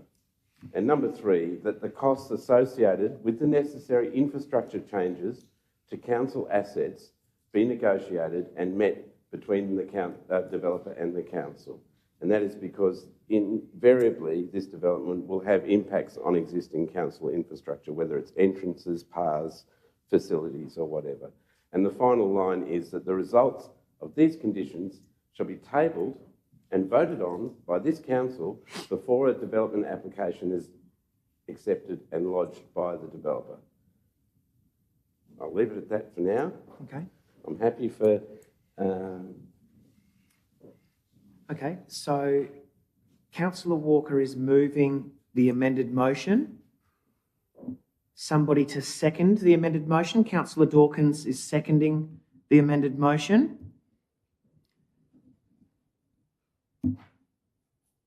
There were questions that people have put their hands up as well. Before we do go to the speaking. Yep, Councillor Britton, you had a question? Just for my own and everyone else in the room, we're only giving the applicant permission to put a DA in, which will subsequently be scrutinised afterwards, won't we? Yeah, thank you. Thank you, Councillor Britton. Further question, Deputy Mayor? Just for clarity, before we discuss this amended motion, could one of the officers give me some advice in regards to what the DA process is, given that the DA has some fairly specific aspects, but when it comes to the gorge, there are some other overlays and things that are involved in what we do. So I'd just like the room to hear what the DA process looks like for the gorge. Okay. Acting CEO? So in terms of the planning scheme, there's a number of codes that are likely to be triggered. Again, we don't have an application, so but they are, I'm going to say, in a recreational zone, so we have to address that. The Cataract Gorge Management Specific Area Plan, which details all those things we value about the place. It has to be assessed against that. Natural values, local heritage code, and I'm going to say, and it also has to meet the Historic Cultural Heritage Act, Bushfire Code, and Landslip Code. So there's a number of tests it has to go through, which will consider things like visual amenity and impacts on natural value and cultural heritage. Okay. Thank you. Further question, Councillor Pentridge. I'm totally confused. I don't know about the rest of them. I've accepted for a long time now that everyone's a lot smarter than I am. But as a developer, right, I mean, all these people are asking for is to be given the opportunity, because it's public land, to put in a development application. Now, although I agree with some of the comments that have been made, I think that the applicants are pretty aware that there's some pretty strong feelings, and that I would love to see this community feel as strongly or have as much to say about other parts of this community as we are about the gorge. But I think we're just putting extra problems on the developers. For God's sake, give them the opportunity, give them a DA, let them put it in. I think they've heard what everyone's had to say. It will be scrutinised, but let them get on with it. This has gone on for far too long. Point of order, is this a question? So, a question? The question is... It was a statement. It doesn't really matter to me. Well, it hasn't been, spoken to. Do we yet. need to go through all this? This has been going on for quite some time, right? And as far as I'm concerned, as a developer, and understanding what they'd be going through, let's give them the opportunity to move on. Yeah. Right, or shouldn't we be giving them opportunity to move on or whatever? Thank you. Okay, we'll take that as a rhetorical question. Are further questions around the table though? Or we can get to the speaking now? To the speaking? Okay, so Councillor Walker as the mover, and then Councillor Dawkins as the seconder. Yep, just so I've got the right order. So to be clear, I'm speaking to the amendment. To the amendment, yes. That will then be voted upon. Yes. And then we will have the substantive motion, or that will be the substantive motion. So this is the opportunity to speak to this substantive motion. If this fails, would we go back to the original motion? Yes. So just for everyone's clarity, that's where we're at. I'll speak to the amended motion. Yes. And hopefully give some clarity as to why. And I'm sure I have to apologise for the short notice to begin with to the CEO, who I only spoke to about this yesterday, and to councillors who I only spoke to today about this, and indeed to the developers who I haven't spoken to about this. I'm not wanting to put an impediment in the way of the developers. I genuinely believe that these are things that would have to happen anyway. I'm not trying to set a bar so high that this can't proceed. I truly do want the best outcome, as I'm sure everyone does, both for the developers, who have worked in the Cataract Gorge for a long time, as we know, and for the council, who have a vested interest, of course, and most especially for our community, who value dearly our Cataract Gorge. How do we do that?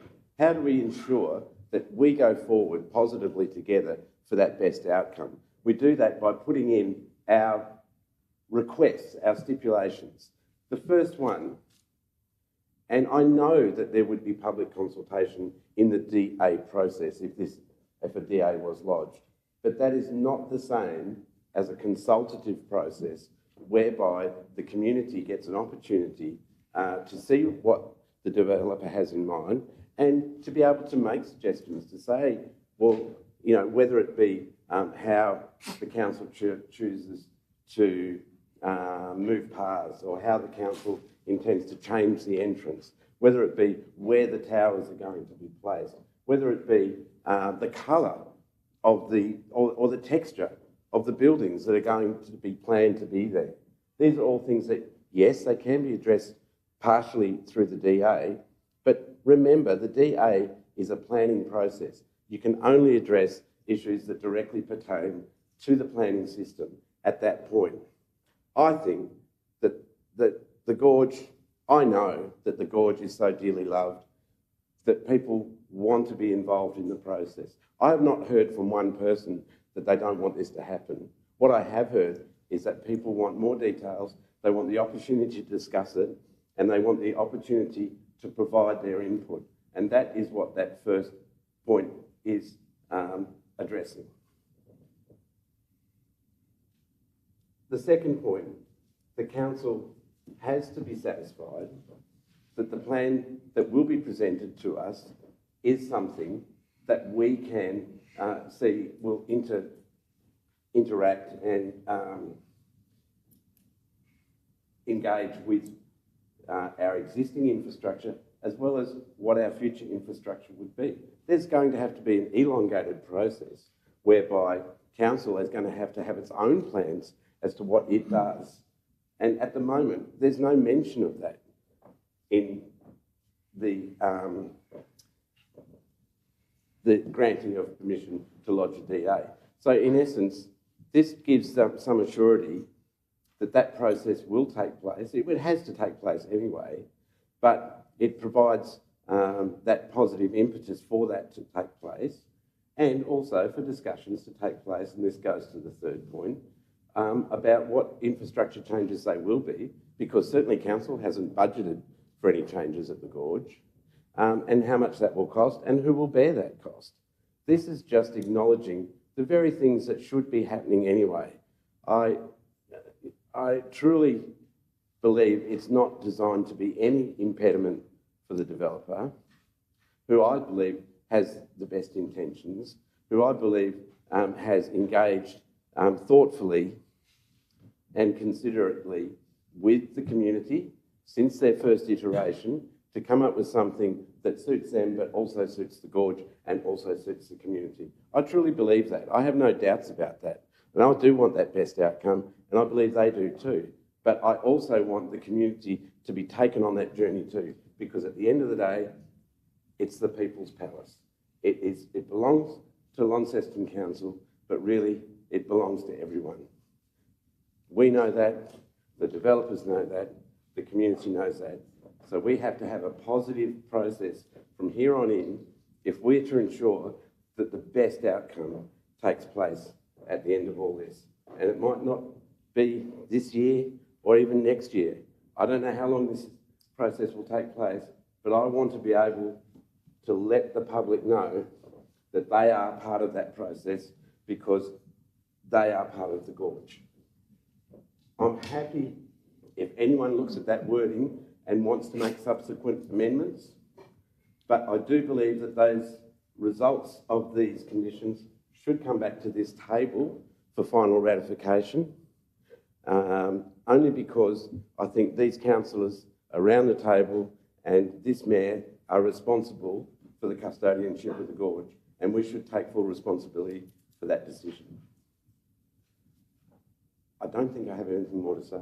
I hope that's made it very clear But I'm happy to hear of any further amendments that people might like to make before we vote on that. I think Leanne was very generous with the time on that one. Extremely But thank you. Thank you for your passion, though. Thank you for your passion and your position for this one. So we've got a question that's popped up before the seconder. Deputy Mayor? Yeah, just in relation to council's position here, as I understand it, once it goes to a DA, because it's our land, we'll have a third-party planner who will assess the DA. Is that correct? That is correct. Yeah. So on the basis of that, council officers at whatever level have the ability to input into the planning scheme in regards to the special conditions and the special area plan. Doesn't need to be just our development application officers. It can be any staff and so forth in regards to the project. Is that correct? Council officers can input in a manner that the planning scheme allows them to as operators, owners of the land. So there are some restrictions in terms of working under the planning scheme in what officers can input. They can input, okay. Thank you, Deputy Mayor. As the seconder, Councillor Dawkins. Oh, you got it. Thank you. I rise to support the intent of Councillor Walker's amendment to this motion. We get to make lots of really important decisions as councillors, and I think anything that happens in our most significant natural space is actually one of the most important decisions we're ever going to make. Based on what the community went through the last time, further development of this business was considered. It was a brutal time, and we felt we weren't given all the information. Plans were presented to us in a way that we felt perhaps we hadn't been engaged, and if we hadn't been engaged, then had the community been engaged? It appeared not, and that fell flat. And we don't want this to fall flat. I think it's clear to everyone that the current chairlift needs an upgrade. Now, if we were starting from a blank slate, would we allow this kind of private investment in our most significant public space? Would any contemporary council allow that? Probably not.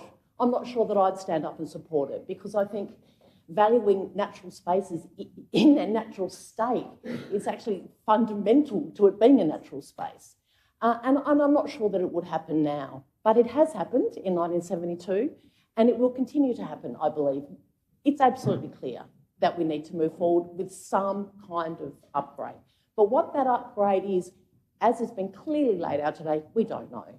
And we can't know at this stage, because we need to move through this stage to get to the DA stage, and that's the problem here today. So if we were to allow, without further scrutiny, a DA to come to this table, we know we're severely restricted. Planning laws are very restricted. It's very much black and white law, whereas a motion of this nature to council has some elasticity. It has some latitude. And we're using this latitude today in a way that we generally wouldn't. I certainly wouldn't. This is really important to me, which is why I'm seconding this motion, because I want to make sure that at every opportunity the council does have input, and the community has input into something of this significance. We have generally developer-supported state governments, and they do change planning laws in order to support development. There's no doubt about that. That's happened clearly in the time that I've been engaged with politics and with community decisions. So if we don't try and stake a claim on this decision today publicly, we don't know what will happen in the next 6 months or a year. This could become a situation where it's brought in because it's considered to be of significant value to the community, and it might even bypass a council like us. Certainly, there's moves afoot to do that very thing. So whether this amendment gets up or not today, I think it's really important that I've used my voice for my community. You understand that this is a very important place to our community and to me, and we will make sure, as much as we possibly can with the tools available to us, that we make sure this is the right development for this space and that we understand what it is before we progress. Thank you, Councillor Dawkins. Now a question, Councillor Harris. Yeah, thank you, Mayor. Just a couple of questions, and I guess the first one is the word social licence. What is it? What does it look like? And does it have to be 100% approved by everyone, or you don't get it? That's the first question. Sure. The second one is regarding the planning laws comment made by the acting CEO, that council officers can have some input. Therefore, what is what can't they talk about to the DA? If we were to disregard this amendment, go back to our original motion, get a development application from the proponent, at what point can the council officer say, oh, we don't want you to put that tower there, you're going to have to upgrade the path there? What is it that council planners or a consultant planner to the council, if that's the way we would go, what can't they say to the developer in their proposal for us to then look at? Because obviously, once it becomes a DA, we can either approve or disapprove the DA in its function. We can make minor amendments, but that's only minor. So those two questions. So Thank you, Councillor Harris. The planner will only comment on the planning scheme, council. But I think what the question initially was around is more those people that manage the park and surrounds, their input, and I guess their input under the planning scheme is to provide comment and assessment on the application, not to work on design of it. Once it enters the application process, they're commenting on the application. So that ability to input into design goes.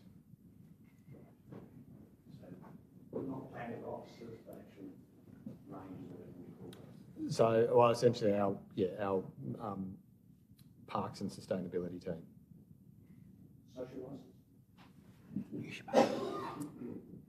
Sorry, the question then about what is the social licence and what does it look like for us to then have a tick for that? I can't give you that. So therefore we're being asked to vote for something we can't describe and have any knowledge of what it could look like as such. Thank you. Yeah. A question, Councillor Britton? Probably just following on, can you tell me what, and I'm not against this, I'm just asking if we add these into our decision today, how does that then differ from how the decision would have been handled previous to this edition? Does that make sense? I mean,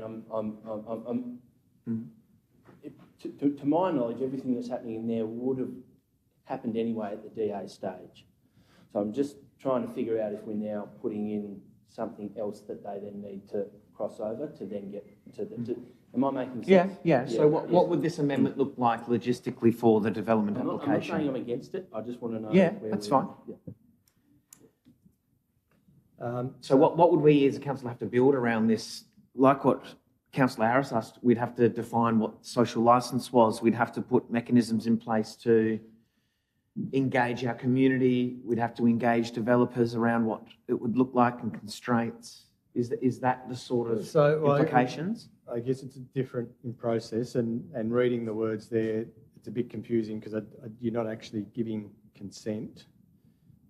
The recommendation one should probably be that council consider providing consent on those conditions, because you're asking it to come back anyway.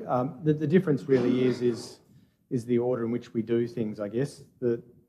What was in the papers was to provide consent to lodge a planning application. Following that planning application, council would then have to negotiate changes to lease around the land and what the operation was. Now that may have implications for any approved development permit, and therefore that would have to go back and amend that. The big difference is that I see is we're asking to consider changes to council assets first, so perhaps the entrance and how we may fund and develop that. That's something that would come at a later date instead of upfront. As I said before, Mr. Council's role in assessing development applications is assessing the application. So this is suggesting that there would be a more proactive approach in contributing to the design from council officers and undertaking that engagement before lodging a planning application, given that when you engage during a planning process, you're only engaging on the planning scheme. So as you know, there's a number of issues that come up that aren't related to planning that don't get addressed through the development application. Question to speak? Councillor Gibson? My question is simply at what point during either the consent to lodge process or indeed the planning process can landowner consent be withdrawn? So my question is simply, if the colour of the chairs, if the width of the wire, or indeed the configuration of the unit that holds the people is not palatable with us or the community, at what stage of the planning process can landowner consent be withdrawn? We provide consent at the front end of the process to lodge an application. Once that application is lodged, we then can't withdraw consent, I don't believe. Understanding that we can't withdraw consent, what mechanisms are in place for us as the landowner to further be able to exert our ownership of that land with regard to something that is unpalatable, uncompatible, not wanted? So in terms of the initial recommendation, that would have seen a development go through. Let me see, you were providing consent for the development, regardless of what that development was. It would have been gone into the system and assessed. The time to then negotiate would have been following, if providing that development was given a permit, then that's when we would negotiate around the things we liked or we didn't like. Sorry, I didn't hear that. Sure. After you give a permit, then the council negotiates around it. That's Yes. the way it's structured, and I said that the way that the recommendation is structured in the report is based on what council's officers heard the councillor saying. Sure. So, Councillor Gibson, if I can delve into your question a little more, if there was something that was deemed inappropriate socially, but it met with the scheme, what's the parameters there if council just didn't like it or it didn't fit, but the scheme said yes, yes, yes? What happens there? Is that similarly along the lines, perhaps? Look, I mean, the things for me, and if I get too much into speaking, pull me up, but it seems to me the community need to know that it's replacing like for like, that it's replacing a structure that sees people in a seat versus 4 or 6 people in a gondola. The community are interested in seeing the width of the wire. They're interested in knowing, as a minimum, those things, as are we. Now, we've had more depth in presentations than the community, and we have a relationship with the developer earned over the last 52 years, but at what point or what mechanisms allow us, understanding there are 2 discrete processes. Process 1 is us as landowner. Process 2 is us as a member of a planning authority, where the colour or nature of the structure that is the seats, the planning process does not allow us to influence that. So at what opportunity, and I'm restating my question, but what are the devices afforded to us to be able to withdraw our desire for a permit to be assessed through planning mechanisms, if indeed we provide consent today? I mean, there must be something. If we want someone to come and renovate the bathroom and it's not going well, we end it and we start again, despite the fact that we've got plans with them to do it. Yep. So I definitely understand that landowner consent has got its own intricacies. And I'm not challenging that. I'm definitely hearing the experienced advice, but there must be something in the toolbox that allows us, if the expectations of us as community representatives are not being met in terms of what we're hearing, if there is a challenge, and that may not be the case, let's be clear. I don't think it will be the case. But what are the tools available to us? Looking to the lawyers in the room.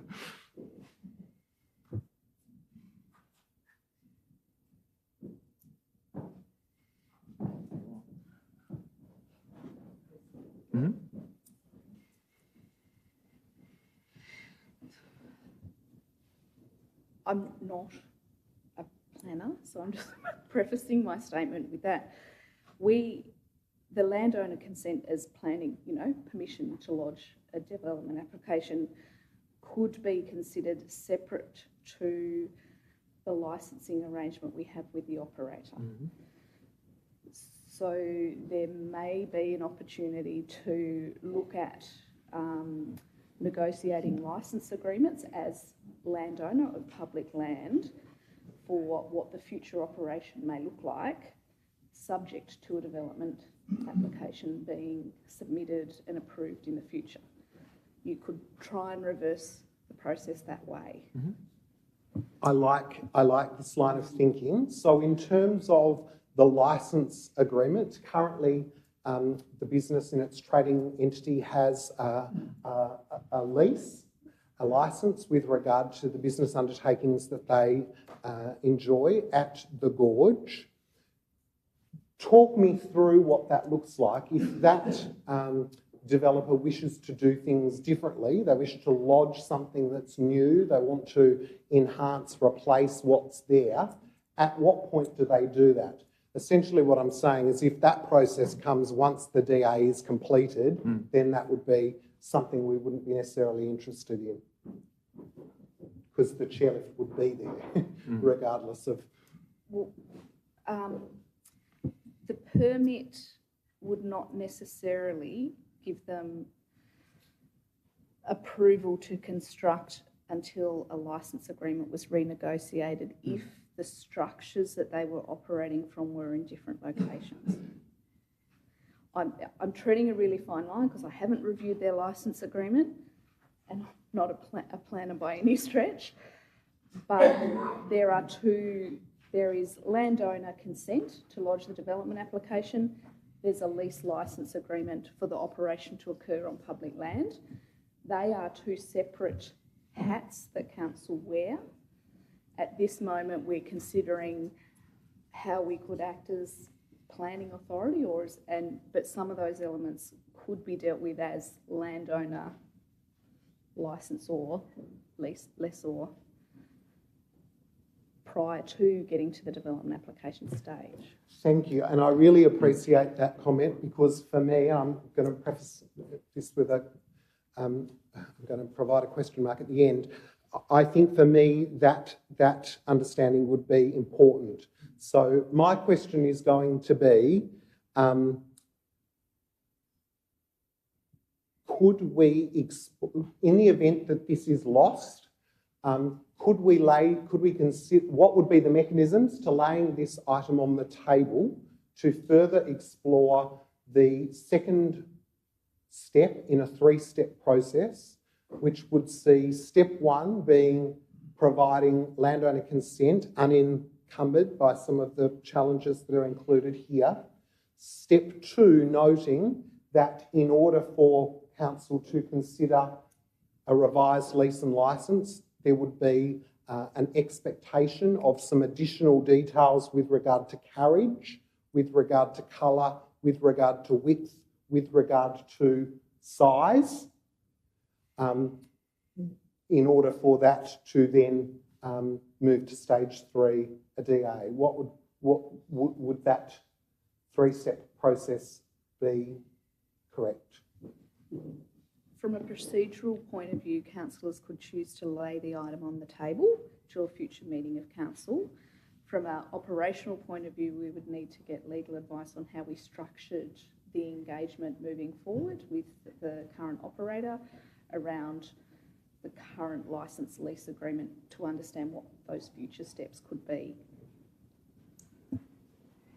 Further questions? Further speakers around the table? Professor George? Thank you for all that contributions. I'm trying to reflect on the standard we have been having and how we have shown the importance of engagement between developers and neighbours. And when there were negotiation, and both of them, they turned out to be quite pragmatic in accommodating their wishes and become more successful. Here we are dealing with the most iconic place in Launceston. And I feel putting assurances like the amended motion, I think it merely trying to ensure that the community, the council, are happy with any future developments. And that's all, we want to have some security. And I feel it's important to put it now rather than wait for the DA to come at later stage, which will delay everything and can create a lot of heartache from everyone. So actually we're trying to engage early, which is what it should be for DA in the future. Let's engage early, put assurances like this. My question for you, can't we attach this to the DA? Because that's all what we are trying to make sure. Can we ensure these have been addressed with the DA when it comes to us? That's all. Thank you. Acting CEO. The development application will only consider those things that are in the state planning scheme, and that won't include all the issues that council will want addressed. To speak, Councillor Gibson. Oh. Thank you. Look, I am wishing to support the intent of what Councillor Walker is trying to do, but I think the wording is too prohibitive. Mm-hmm. I think the word social licence, I think allowing public input and influence in the final design, I just don't think those terms are able to be achieved. It seems to me that the public want some assurance that the chairlift is going to be replaced with a chairlift and not with a gondola. They want an assurance that the chairlift is going to be replaced with a wire that is not markedly larger or more imposing in its width than the wire that is currently there. They want an understanding of the colour and size of the carriages or the structures that carry the passengers, and that generally there is a desire to see the chairlift upgraded to afford people who currently don't have the opportunity to go on it due to access, and the opportunity for a significant Australian tourism regarded product to be upgraded. My hope is that if this amendment was lost, that I would move an additional amendment which would ask that the original motion be laid on the table to afford us to integrate the opportunities that are available for us to be able to consider those things that we've heard today are important to our community, to be considered and at what point and under which device, whether that be the planning or indeed knowing how restrictive that is, more likely the lease and licensing structure, or indeed any other opportunities that we find. I think the amount of work required there in terms of public consultation is probably not unreasonable, but I just think some of the outcomes that you're wanting there are going to be hard to achieve. I think if indeed landowner consent was to be approved, obviously all of these things are going to follow. The problem is there's no actual device for them to be considered, for them to be able to be scrutinised, because once it gets to planning, we have absolutely no say in the colour, we have absolutely no say in the structure, we have absolutely no say in the number of cars, we have absolutely no say in terms of the height of the wire, other than some things that will be unpacked in the gorge management plan, but we don't know what they are, and that's not enough for our community. So I am, in essence, supporting Councillor Walker's intent. I don't think these are the right words. And he'll say, well, come on, work up something else. I think it's about laying it on the table to allow that to be appropriate and with the advice that we need to back it up. So I won't be supporting it today. I am a believer that the product needs to be upgraded, and I'm certainly conscious of the fact that it is a jewel in our crown. It needs to be protected at all costs.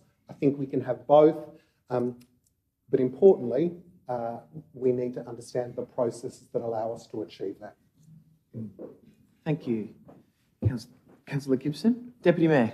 I think question or speak? Around the table, and what's been spoken out there, and finding that we're going to have a challenge here with the decision one way or the other.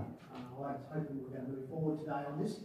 My sense is that we need to lay this on the table today and take it away, leave the words up there, but I think also the person who's been starting the conversation are developers and seeing whether there's a workable thing to get the understanding the community requires, because I think things like social licence are a very nebulous word which you can use to work for you or against you depending on how you feel on a particular day. So I'm not comfortable with that resolution at all.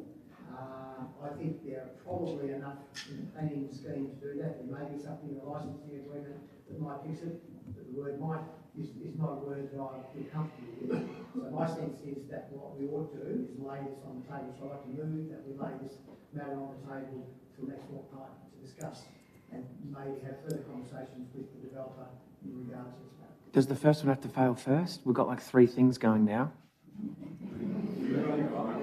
Yeah, we've got to vote on this one first. Yeah. No. Yeah. Yeah.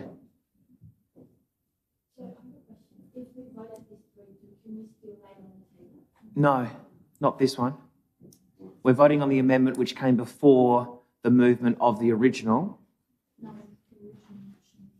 Is amended. Yeah, but that's what we're voting on now, though. We're voting on, yeah. Mm. No. Yes. To go back to where it started, don't we? Or we can just withdraw it, which is what the acting CEO asked me 10 minutes ago, but I thought that we might actually have a bit of get up and go to get something going. But anyway, we're all chatty Cathys today, which is fine.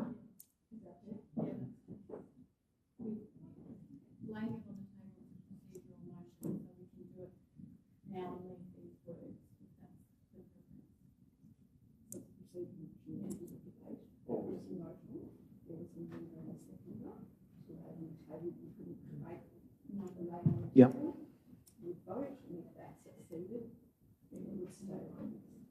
Okay. Oh, and then we're going to have to debate it all again and change all the words. I think. Thank you, Chair. But it's also the case that if we vote on this and it fails, that we still go back to the substantive motion That's and what I actually thought. lay it on the table. That's what I thought. So I don't think we have to necessarily follow that procedure. Yeah, that's what I thought too. A question, Councillor Kai.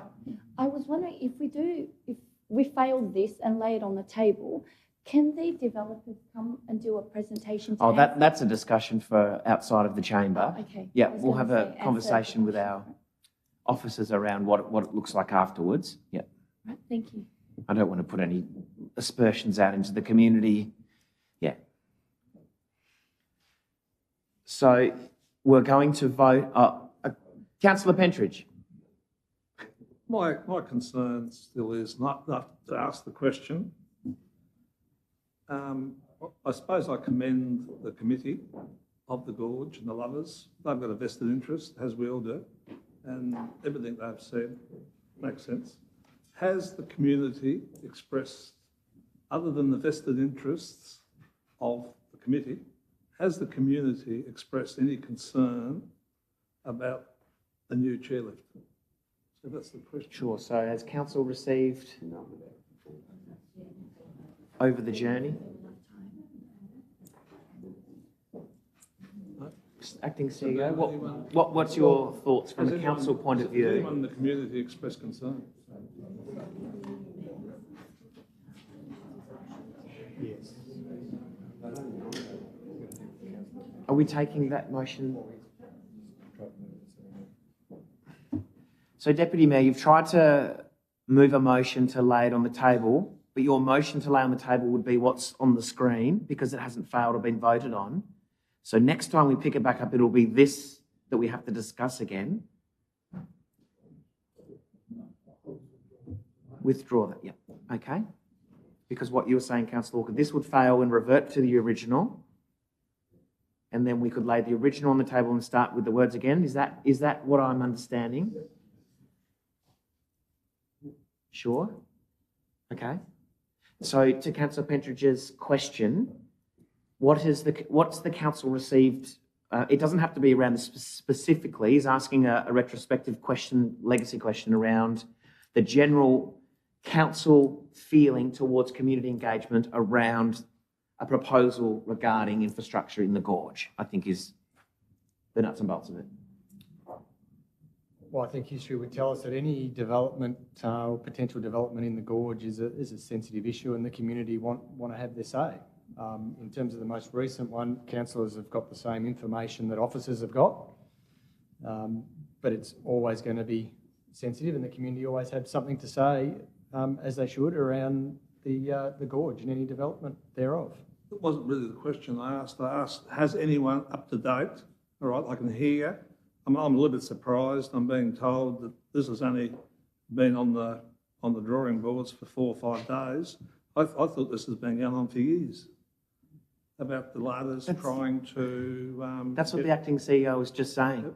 He was answering the question around what community consultation has been brought to council. So we've got representatives from the committee here today who I don't want to put an assumption on, but they represent a part of the committee and the community that has that active voice around protection of the gorge. Well, so in retrospect to their standings... In all fairness, Mr Mayor, the 12 of us around this table represent this community. Sure. And I think the community, particularly in light of the conversation that's been going on, is being represented quite adequately. Sure. Plus, we're very fortunate to have the people from the gorge. But this gets away from when are we going to let the Larders get on with putting a presentation, telling us what they want. We seem to be making all these decisions. We don't even know what they're doing. And the other thing is we're opening Pandora's box by inviting the community to have their say. I mean, this will never get off the ground. This will go on forever. Thank you. Okay, so we're going to go to the vote now around... You want to close? Okay. Okay, we're going to be strict on time here.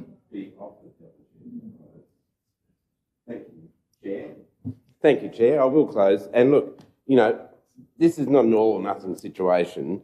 What a terrible place we'd get to if, further down the track, we refused to give a permit to operate or, consent was withdrawn or there were protests in the gorge. What a terrible place to get to. Nobody wants that, and the operators don't want that either. I've known the operators for quite a long time. I interviewed Mr Larter on the chairlift in about 2010 with ABC. He actually gave me a free ride across the chairlift so I could do the interview. We talked about Alphonse Bugler, the acrobat, high wire walker, and his recollections about that. But we are partners with the Larters. We should work on this together. That's the essence of what I'm putting here. I'm not trying to put any roadblock in place. I want to see this come to fruition. And I think that the overwhelming majority of the public would be of the same opinion. To begin with, most of them say, of course we need a chairlift at the gorge. And secondly, those who may have some misgivings are given that opportunity to have their input. Now, I know councillors have asked, well, what is social licence anyway? And feeling as though somehow, that's a way that we can, deflate this situation. But of course, if you look at the final line, this comes back to council. So that's for you to decide as councillors when that work has been done. That is for you to look at the work that has been done, the plans that are intended to be lodged, and to say, yes, the community have had an opportunity. That's why I put the second part in there, that it comes back to this table, not to the CEO or anyone else, but that these councillors take responsibility for that final decision. But I'll say a few other things. I'm trying to actually get this up. I mean, maybe people might not believe that, maybe the developers might not believe that, but I'm actually trying to make this a successful journey because it involves us and it involves them. And they've had the vision to put a chairlift there 50 years ago, and they've had, a great success, and they've brought great success to our city because of that. And I want that to continue, but I want it to be done, as harmoniously as possible. And that involves council having an active part in the process. Imagine for a second if we didn't do this and we just said, permission granted, we'll wait for the DA to come along, The DA comes along and we all of a sudden go, hold it, we're going to have to spend a couple of $1 million reorganising the entrance on West Launceston. Where are the buses going to go? You know, there's a whole cascading effect that will happen. And I'm trying to preempt that so that we can work together. I want this to work. And I think it will be a significant development for Launceston. It will invigorate our tourism community. So we can work together and you know, we can bring it to a DA stage as quickly as if we didn't put this in there. I don't think this is any roadblock other than to say we are working together to create this outcome. But I shall wait and see what the council says. Thank you, Chair. Thanks, Councillor Walker. So putting that to the vote then, we're voting on the amended recommendation with those conditions that we can see up there on the screen. I think everybody's had a moment to have a look at those and to debate and understand those. So all of those in favour of the amended motion? Okay, so that's Councillor Walker, Dawkins, Professor Raze and Kai. Those against? Deputy Mayor, Gibson, Harris, Palmer, McMahon, Britton, Pentridge and myself. The motion has failed. Acting CEO. So I will withdraw the original motion and bring it back to a future council meeting after a discussion at workshop. So we won't lay it on the table, we won't vote, there'll be no procedural motion now, it's just been withdrawn by the CEO, which is delegated power, and we will discuss this further, workshop and bring it forward. Thank you, councillors. So now we move through to agenda item number 15. 15.1 is the lease at Punchbowl Community Garden. The recommendation is by absolute majority. Yep. Thank you. We'll just give a little moment to come through.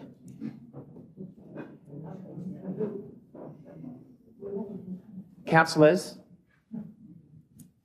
we'll just retain our focus around the table for a moment, please.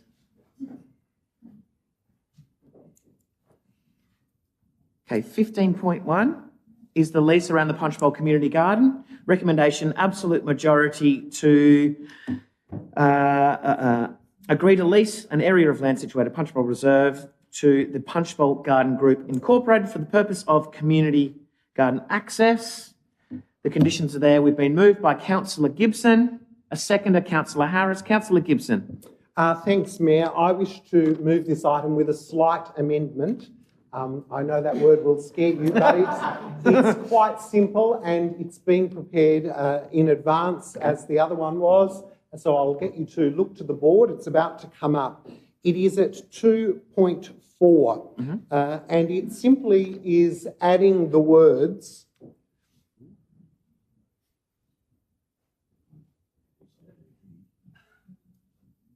the suspense is killing you. It is, isn't it? It's not the only thing today. Oh, right. So 2.4. Under item C, number 4. Is it tenant to be responsible in that section? So it's it's after the letter E because it's the letter F, and it is going to say that recognising that the space and infrastructure is shared with the City of Launceston operations, clear expectations be established for how the council and Punchbowl Garden Group Inc. work together. And Mayor, with your indulgence, that is about shared space. It's about speed of mowers. It's about shared toilet facilities. It's about shared locks and keys. It's about the values that we want both the members of the garden group and indeed our staff to be able to share in the space that is shared space. So I am moving it with the amendment. All I want to say is that the work that originally the Rotary Club of Youngtown... I'll catch that up. Sorry. Yeah, well, Councillor Harris, as the seconder. I think I do agree. Yeah, fine. Yeah. Thank you.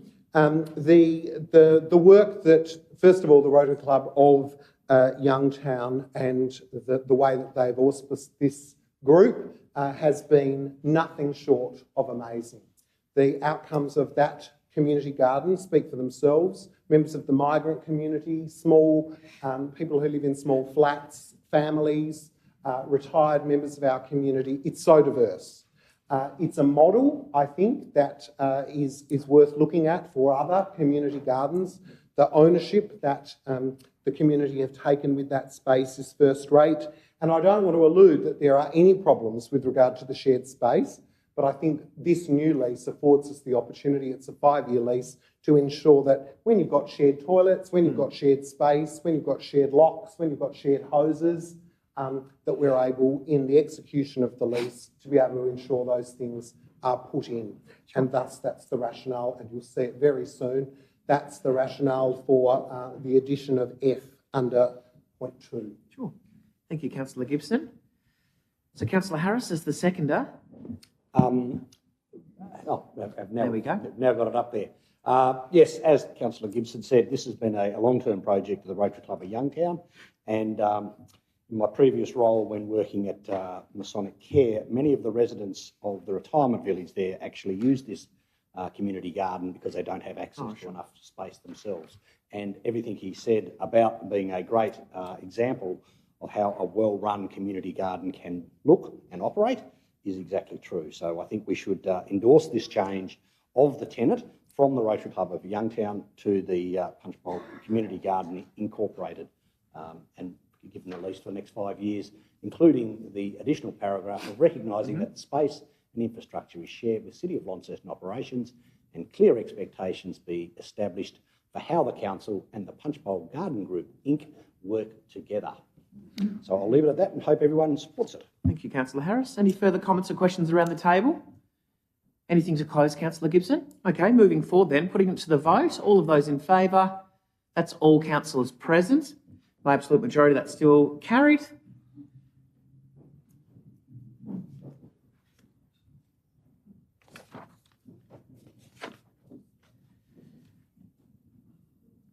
Okay, we're at 15.2.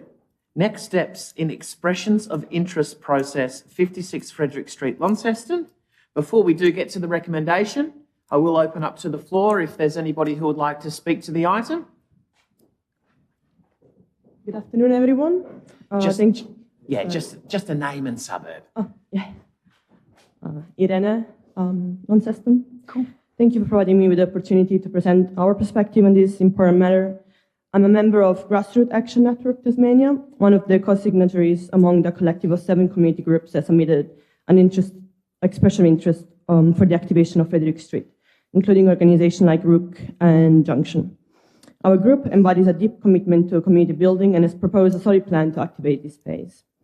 I would like to take the occasion to say that we believe Launceston is in dire need of so-called third places, where community meets and thrives, places that can fulfill the social and physical needs of members of our community without necessitating purchase or consumption of goods. We would like to show our concern with the council decision to give the space to the Launceston History Centre. In light of Australia's challenges with climate change, rampant food insecurity, and a significant housing crisis, there is an urgent need for spaces within cities where people can envision and implement resilient practices. We envision the resilient practices to be urban food production, community dining, repair workshops, and initiatives focused on community building and resilience, among others. Launceston, in particular, is in extreme need for third places for young people, spaces that encourage them to thrive together. Establishing such spaces not only offers immediate benefits in terms of social and environmental well-being, but also fosters a sense of community and belonging among young people. And this is crucial for the sustainable development of any area. To conclude, I'm here to ask the councillors to consider the long-term consequences of not supporting organizations that aim at making a big social and environmental impact within the community, and to ask the consideration of activation of other public spaces in Launceston for community organizations to thrive. Thank you. Great, thank you. Further speakers from the floor to the item? Hi, Nick Haysom. I represent St Andrew's Caledonian Pipe Band from Relvia. I just wanted to say thank you for the opportunity to speak to you today. Our band has been in the community for over 100 years. I'd just like to acknowledge Margaret East, OAM, whose father actually started the band. At the moment, we're homeless, in inverted commas. We used to be down at TS Tamar for about 20 years. We got kicked out of there when COVID hit. They didn't allow us back in. So at the moment, we're at the city band rooms. There we don't get a lot of income, so we're now paying rent over there. We're looking for a space essentially after hours. We don't need it during hours, during business hours. So if there's any thought around that, about access to such a site, which would be perfect for our learners program and things like that, then we'd like you to consider that as well. Thank you.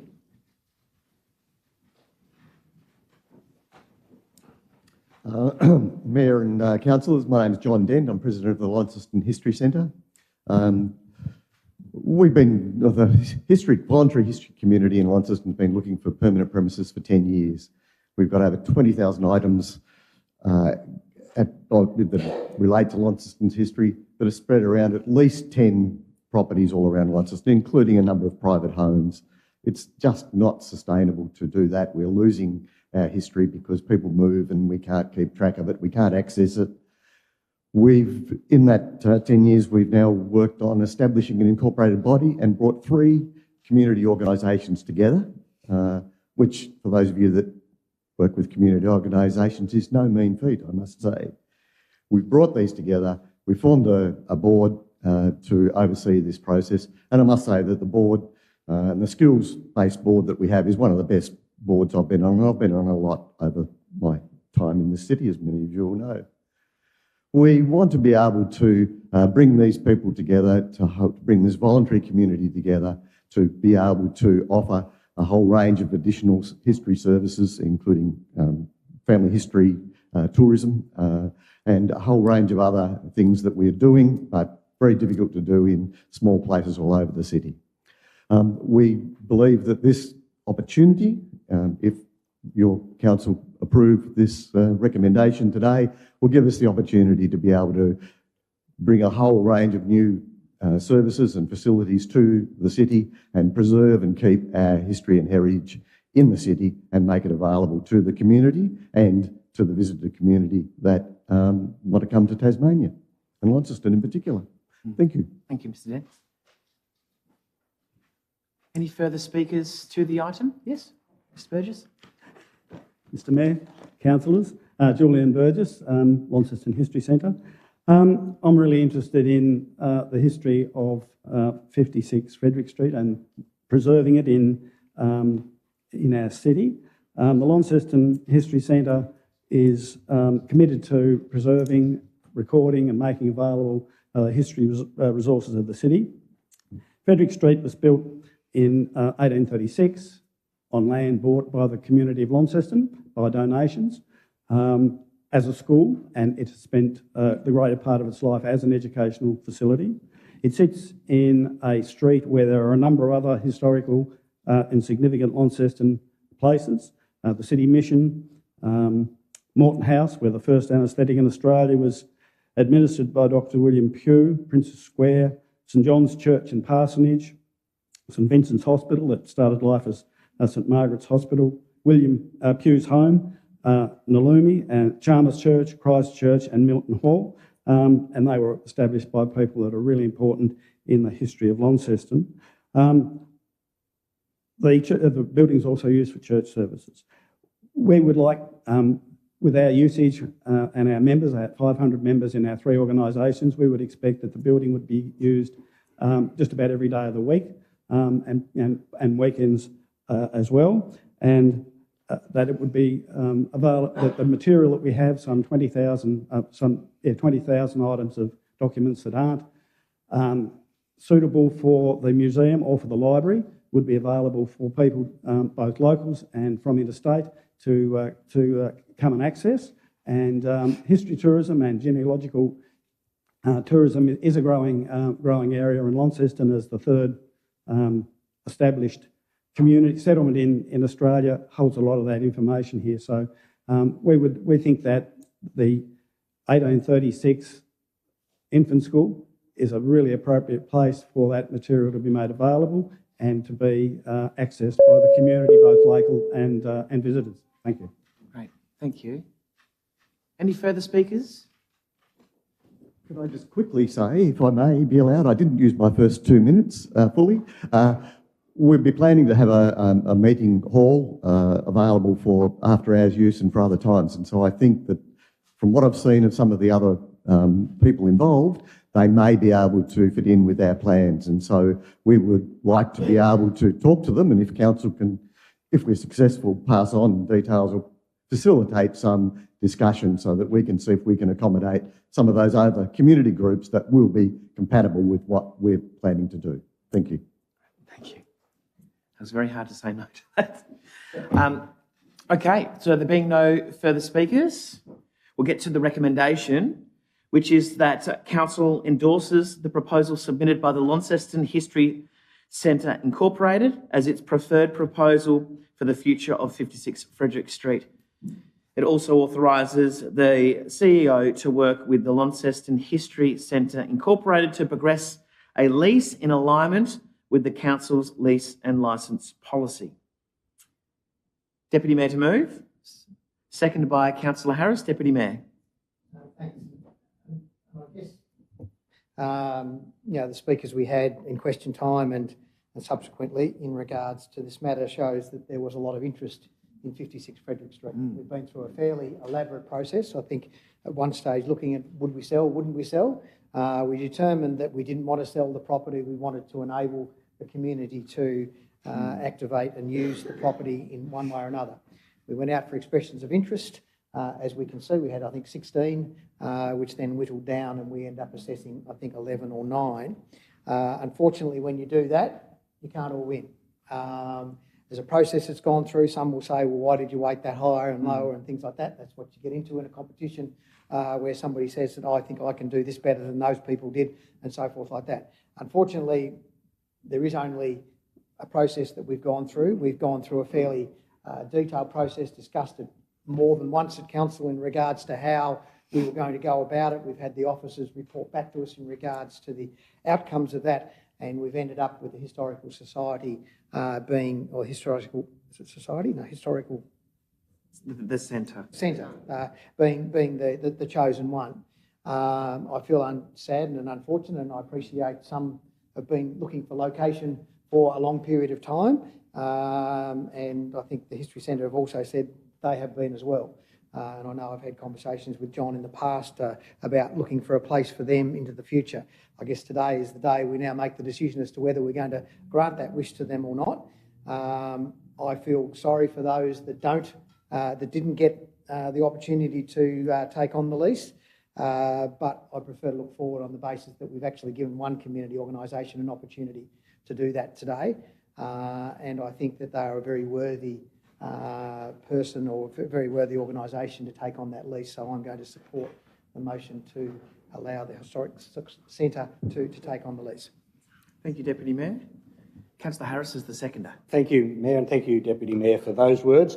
I won't add much more because you really did cover it very well. To me, as a former student of that school building, I was in there in 1966 when decimal currency was introduced. There as a 5-year-old. I didn't really take much notice of the historic nature of the building.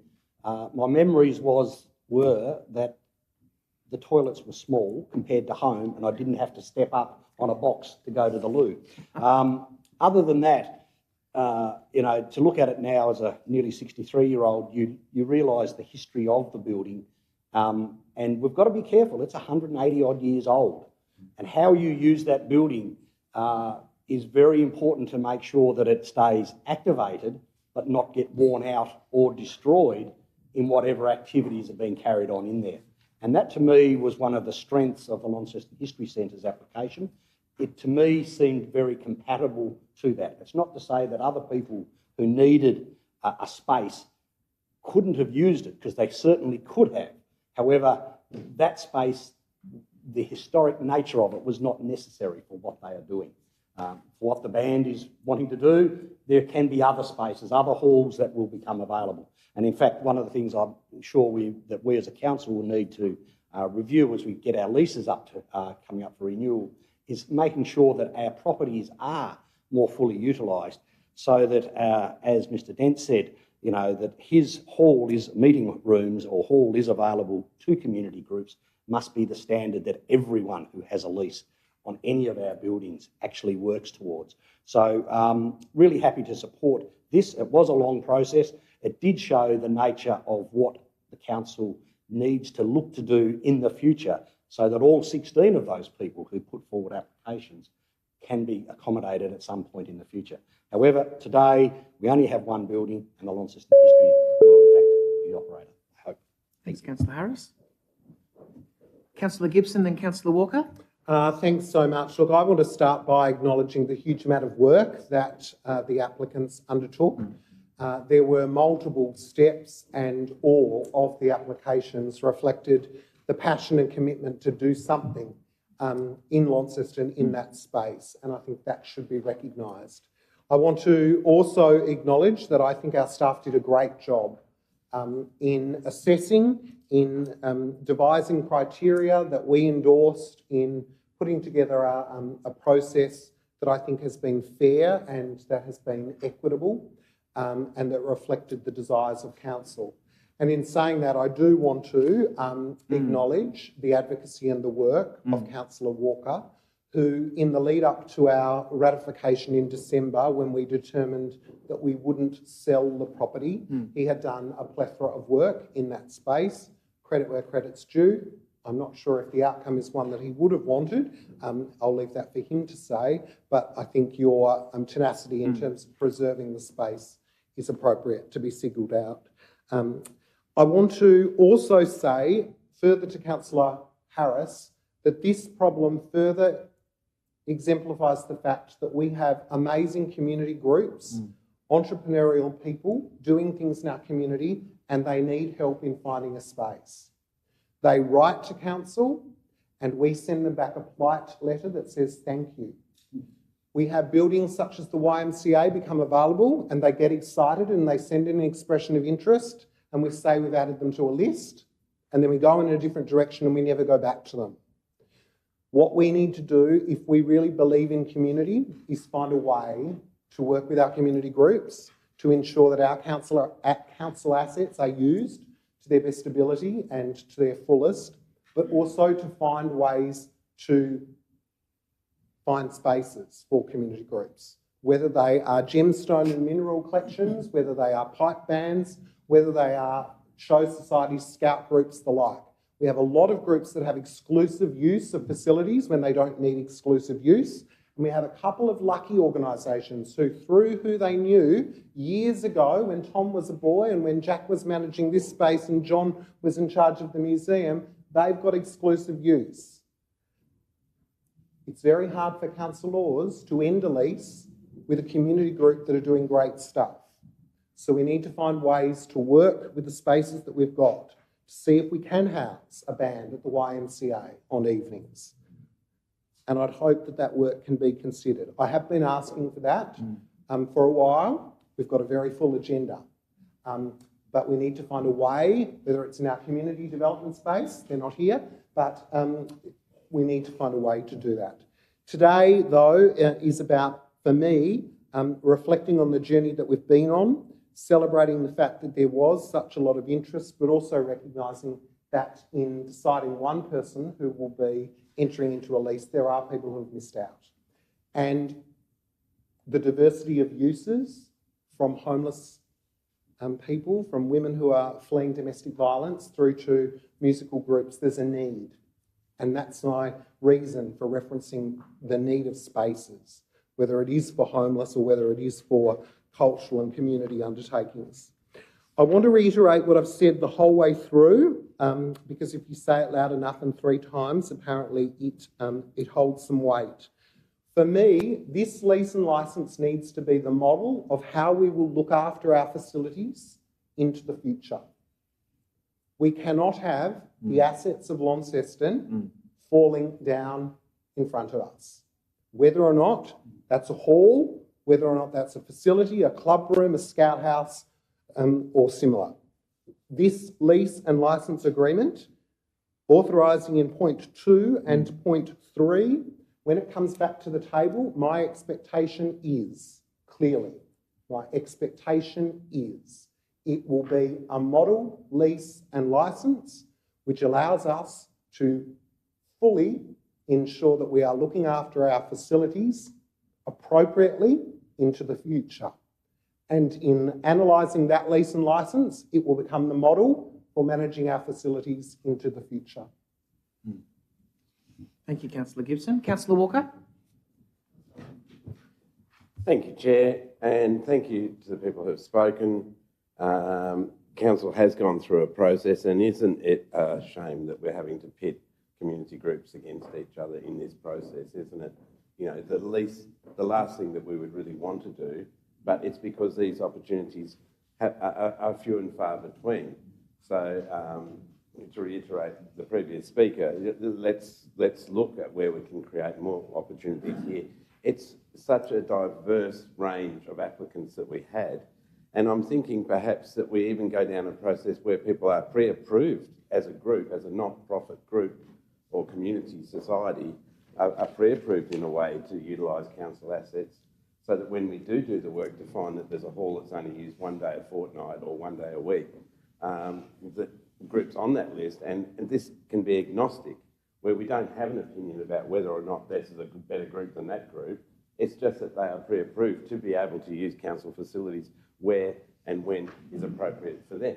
So they might meet together, like Grant do, to have a community dinner to share food or to talk about food sustainability and things like that. They might be able to do that at St Leonard's Hall, or they might be able to do that at Windmill Hill Hall. But at the moment, the process is more that, well, there's a nightly hire fee and it's a one-off situation. It's not a regular arrangement. But all I'm looking at is for creative solutions at this point. We obviously know that we have a large list of buildings. We obviously know that we're not always perfect at maintaining those buildings or utilising them to the best of our extent. So let's look at other ways that we can gather these groups, and rather than having them have to justify themselves to us, it becomes a social contract where it's also what we can do for you. I think that's what's come out of this for me. So let's look at it differently in that respect. And of course, you know, when it comes to the History Centre, that's an appropriate need too. It's something that's been, you know, long pursued by Mr. Dent and others. It's something that has, you know, is obviously intricately linked with our European history, that we do have something such as a centre where these records that are, you know, flung to the four corners of the city at the moment are brought together, and where people can come together to discuss, where they can come together to have lectures. At the moment, you know, the Historical Society needs to find places, you know, on an ad hoc basis. They don't have a home. So I'm presuming that they'll be part of this as well. The Genealogical Society, where everyone at some stage wants to know what their family history is, they will have a place to go other than, you know, the library and our own museums, where they'll be able to get assistance. So look, it's a great outcome for them, but why should we be in a position where we're having to choose when really we should be able to create a marriage between our resources and have, like I say, an agnostic view. I don't wish to be weighing one group up against another, no matter who they are, as long as they are, you know, respectful community organisation. We need a system where we can recognise that and help facilitate it. So, having said all that, this is what we came up with. And we knew that there were 4 or 5 that were really highly rated, and it became that difficult choice to make, really.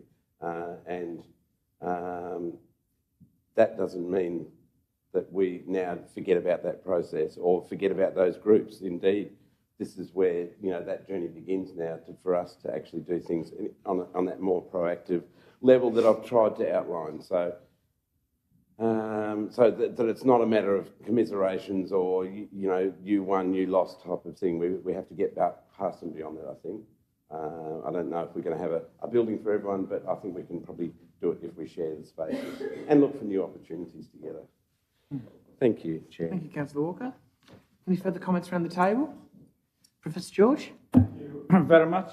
Well, I feel proud about the council that has taken a vigorous process from the beginning and how we work together.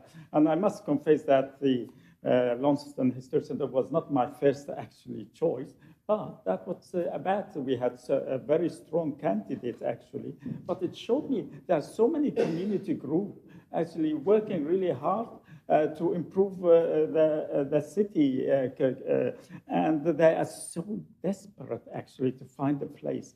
I'd like also to support Councillor Gibson actually in future plans that we should encourage to use all council facilities. I'm particularly interested in after hours. There are so many musical groups that are really desperate for places. We have also to recognize how Launceston has lost so many places over the last few years, from churches to church halls. They all they are out of the scene in which a community group used to use them, and now they are really desperate for places. That's why we are seeing so many applicants for this place. So I would like to thank all the councillors about this, and we hope we can work together for actually to maximise the use of Launceston city facilities. Thank you. Thank you, Professor. Councillor McMahon. Thank you, Mayor. I'm not going to try and say what everyone else has already said, but as a group we did struggle with some of the decisions because we do understand that many of those applicants in the process, there is a great social impact from those organisations. So it was a struggle for us to work our way through the process. And I understand their disappointment because they are all worthy of a place to call home where they can provide a space for their opportunities for other people and for our community. I think hearing the History Centre speak about how they potentially can work with some of those that have missed out, I think that would be a great outcome if we could potentially put them in contact with the History Centre and see if we can't work something out so that that building is actually potentially used all day, 24/7, for some purpose every day of the week. And I would love to see everyone working together to potentially make that happen. Thank you. Thank you, Councillor McMahon. Any further comments around the table? Deputy Mayor, to close. Thanks, and thanks for all the comments from everybody. I guess the easy choice for us would have been to sell it, and it wouldn't have been our problem. We took the difficult choice of holding on to it, and we've actually provided a home for one and maybe more to be able to utilise going forward. I'm proud of that. I think what this process highlighted was the need within the community, so I think a number of the comments made by the Deputy and others around the table I think are very relevant about how we look after things going forward. Sorry, the ex-deputy, the ex-mayor. Sorry, I'm used to that. Sorry, Danny.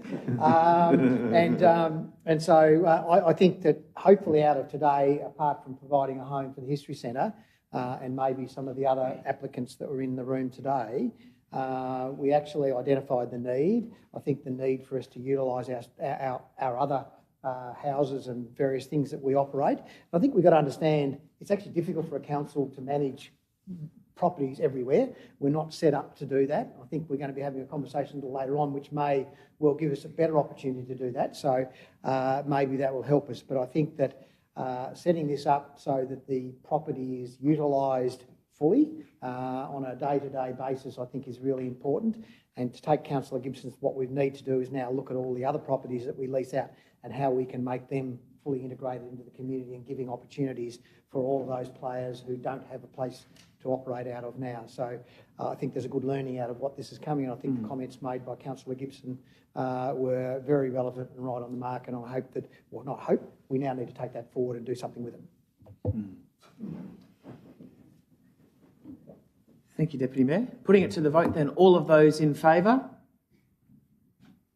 That is all councillors present. The motion is carried. Moving forward to 15.3, fees and charges. Recommendation is that council sets the fees as detailed in the attachment of the agenda item for the financial year ending 30th of June 2025. Moved by councillor Gibson, seconded by councillor Harris.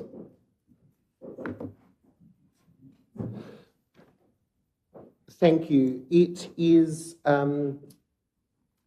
it's never fun to be the person around the council table who is wishing to raise our fees and charges. However, what I can confidently say, and I'm sure all, or if not the majority, all of my colleagues would say, that the amount of work and modelling and sharing with councillors to be across this important step as we head towards striking the rate has been top-notch and is to be celebrated. So we thank Nathan and Sam and your teams for the work that is undertaken to get us to this point. What I also really appreciate are the principles that have seen us arrive at this point. You know, when other municipalities in the south of the state are on the front page of the paper today suggesting somewhere in the vicinity of 12%, I think it's fair to say that the work that we are doing with our long-term financial plan is reflected in the fees and charges that we are presenting in draft form today, further unpacked in the principles which underpin this process. Importantly though, and perhaps for the first time ever, the specific comments that detail where there is something greater than a 3% across the board increase. That's not to say every single item, but those that are standout items have been unpacked.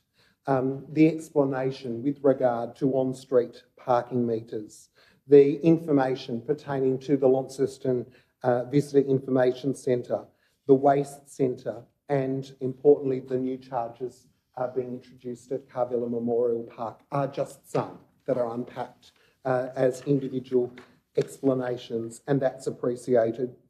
I think also the report shows the diversity of fees and charges right across the organisation, and references obviously the Consumer Price Index and how we arrive at this point. And importantly, in approving it today, that the fees and charges kind of set the next step for, as I intimated in my introduction, to where we head next in terms of eventually striking the rate.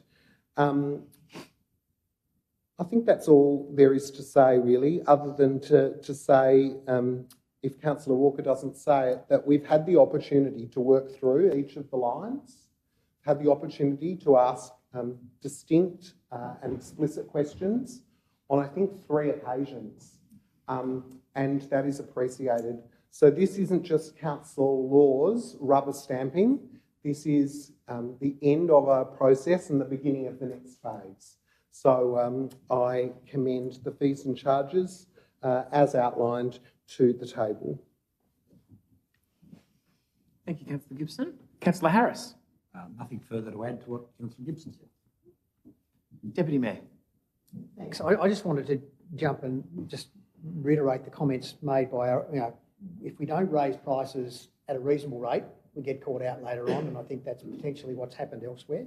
And again, there's only a very simple exercise here where we didn't raise our parking in our multi-storey car parks, and we've had to go up by 20 cents rather than 10 cents this year, which doesn't sound a lot, but in percentage terms, it's actually a reasonable jump. So if you don't actually regularly continue to manage in relation to what the economy is telling us, then we end up with having to give a lot of worse news in years to come. So I think it's we've been very prudent, and I think we should also highlight the fact that we're only doing it at 3%, where the inflation rate's actually been higher than that throughout the year. So we're managing it, and that's because we have a plan, a long-term financial plan, which is sort of establishing that we're doing that. So whilst nobody likes to raise anything in the way of prices. We'd like to see them go down. The reality is, unless it's our property prices, then I think this is a sensible and prudent way of going about it. So I just commend the fees and charges to the room. Thanks, Deb. Councillor Walker. Thank you, Chair, and thank you for the work that the council officers have put in to preparing and presenting this. I think most of the things have been said. Look, I encourage anyone to have a look at the fees and charges. If they do find an anomaly, as can happen on occasion, by all means bring it to the council's attention. I think that we are, we have shown time and time again, and I think, it's probably beholden on us to show again and again in graphic form to the public how our charges and fees are quite reasonable in comparison, and the increases are also extremely reasonable. Now, there's nothing to say that inflation won't drop to 0% or below in the next year or two. It might stay at 5, 6, 7%, but we are well below that at the moment. And it's not the only sort of indicator. Other costs do go up as far as the council's concerned, regardless of inflation. But nonetheless, that is something to bear in mind. It would be nice to get out of this particular inflationary cycle and into a more regular cycle. Maybe we'll never do that again, I don't know. But, that would be, hopefully an ambition for us that, although 3% is a reasonable figure, that could be reduced if we are in more stable and secure financial ground in the near to medium future. Thank you very much for the work. Thank you, Councillor Wells. Any further comments? Councillor Pentridge? Thanks, Mr. Mayor. I wanted to ask a question in relationship to charges. Our Patterson Street car parks, at what time does the boom gate get opened or closed, or open, more to the point, of an evening? At what time in the afternoon is the boom gate open to allow public access in and out? I'm assuming free of charge. What time does that happen? It's 3:30 to 5, isn't it? And that's just not Patterson Street, but that's Elizabeth Street as well. And Well, the question I'm asking, the people that are still in there, having a beer somewhere, how do we collect money from them? Sorry? Well, if the boom gate's open, what stops them from just driving straight out? Because paying the money is, you've got to stick the ticket in, then you can lift the boom gate up. The boom gate's already up. No, we open the gate automatically at a certain hour of the night. We don't. not of an evening. We can take this on notice to get the official times and regulations, but I'm not. There's a part of that question that you're asking where there's a free kind of after school time for people to come in, but it still requires you to go in and out. So the boom gate, at all times, the boom gate closed until someone pays the money and inserts the ticket. That's I'll have a look. Yep. Yeah, but we can look into that further. Well, I'd like it. Well, for what to put clarity to what I'm saying, my understanding is that the gates do get opened, and it's a known fact from what I've been told that if you hang around till the gates are open, you can drive out without paying. But I'll check that and we'll come back. Okay. And because I'm being assured that that doesn't happen. Sure, or we'll look into that also. Yeah. Thank you. Driving. Okay. Any further comments or questions around the table? Anything further to close, Councillor Gibson? Putting it to the vote then. All of those in favour? Those against? So Councillor Pentridge against, all other councillors in favour? Just easier than naming. The motion is carried.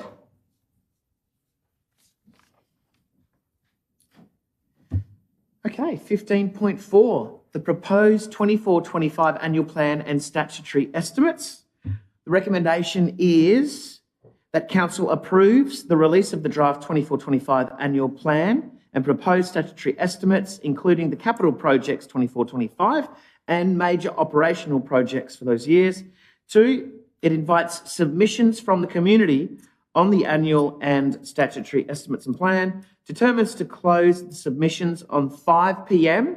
on the 3rd of May, and then it also notes that those submissions will be discussed at workshop, and it notes that the council meeting for decision will be Thursday, the 13th of June. Somebody to move. Councillor Gibson? To move with a slight amendment. The amendment being on page 74 under Strategy Priority 7, line item 2. The annual plan action is continue work on St Leonard's residential growth strategy and master plan. The output is in conjunction with developers rather than with the developer. I'd like to see that plural rather than one developer. So it would read, in conjunction with developers, work towards establishing a master plan and zoning amendment to support residential growth. It's small in terms of the change, but its meaning is significant. Sure. Thank you, Councillor Gibbons. Someone to second with the amendment. Councillor Harris. So, Councillor Gibson. Thank you. I am really proud to be standing to move this item with regard to the work ahead of us. And I want to start by outlining 2 actions that I think will underpin this work in the coming year.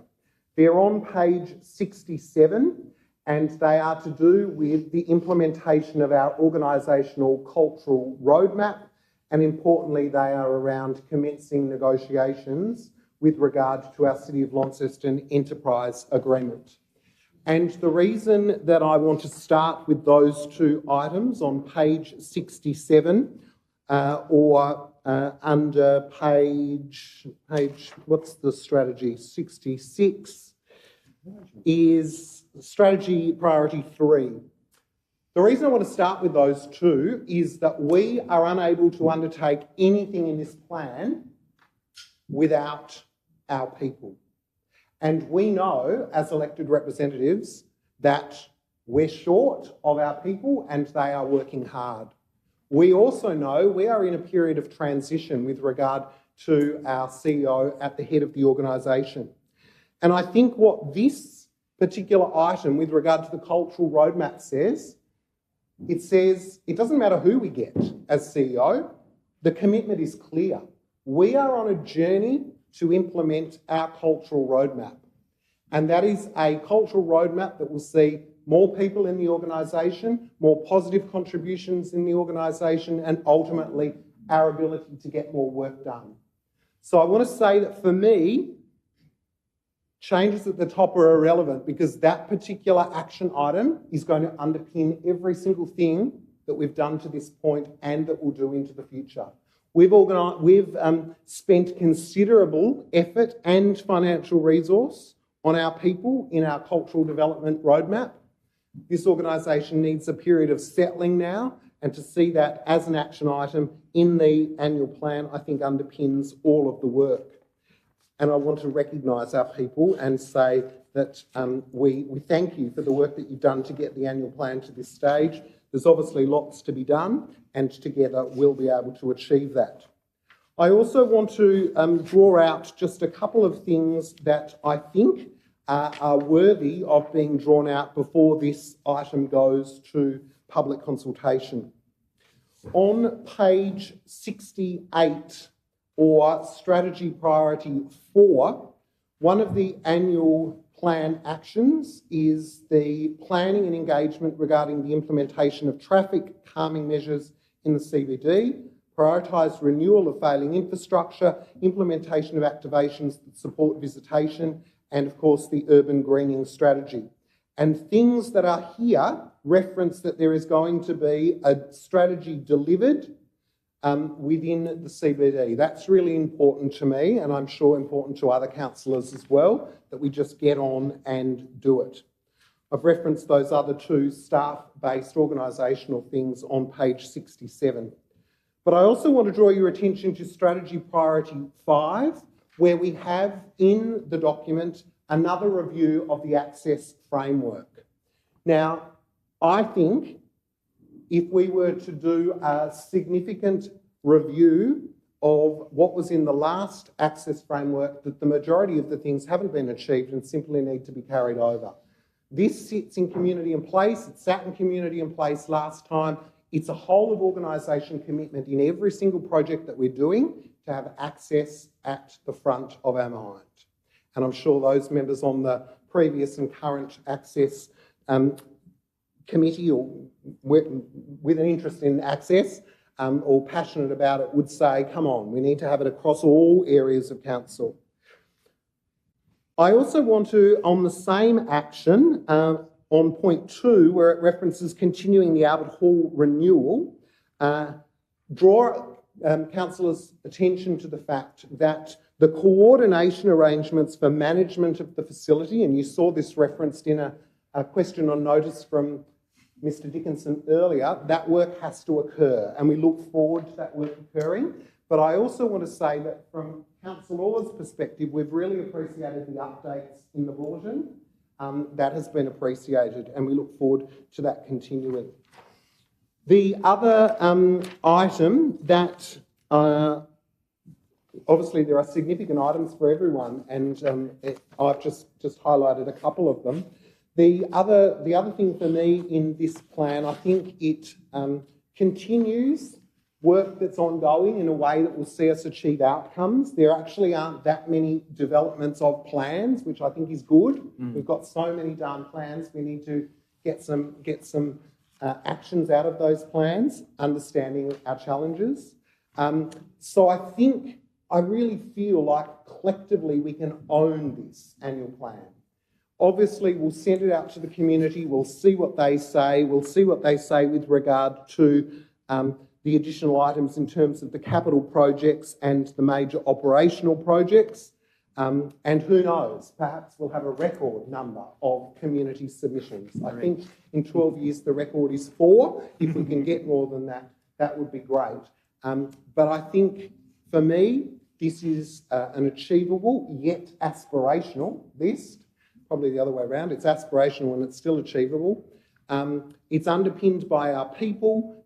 The people will see a commitment to us as elected representatives signing off on the organisational roadmap, which we're all committed to. That should give them confidence.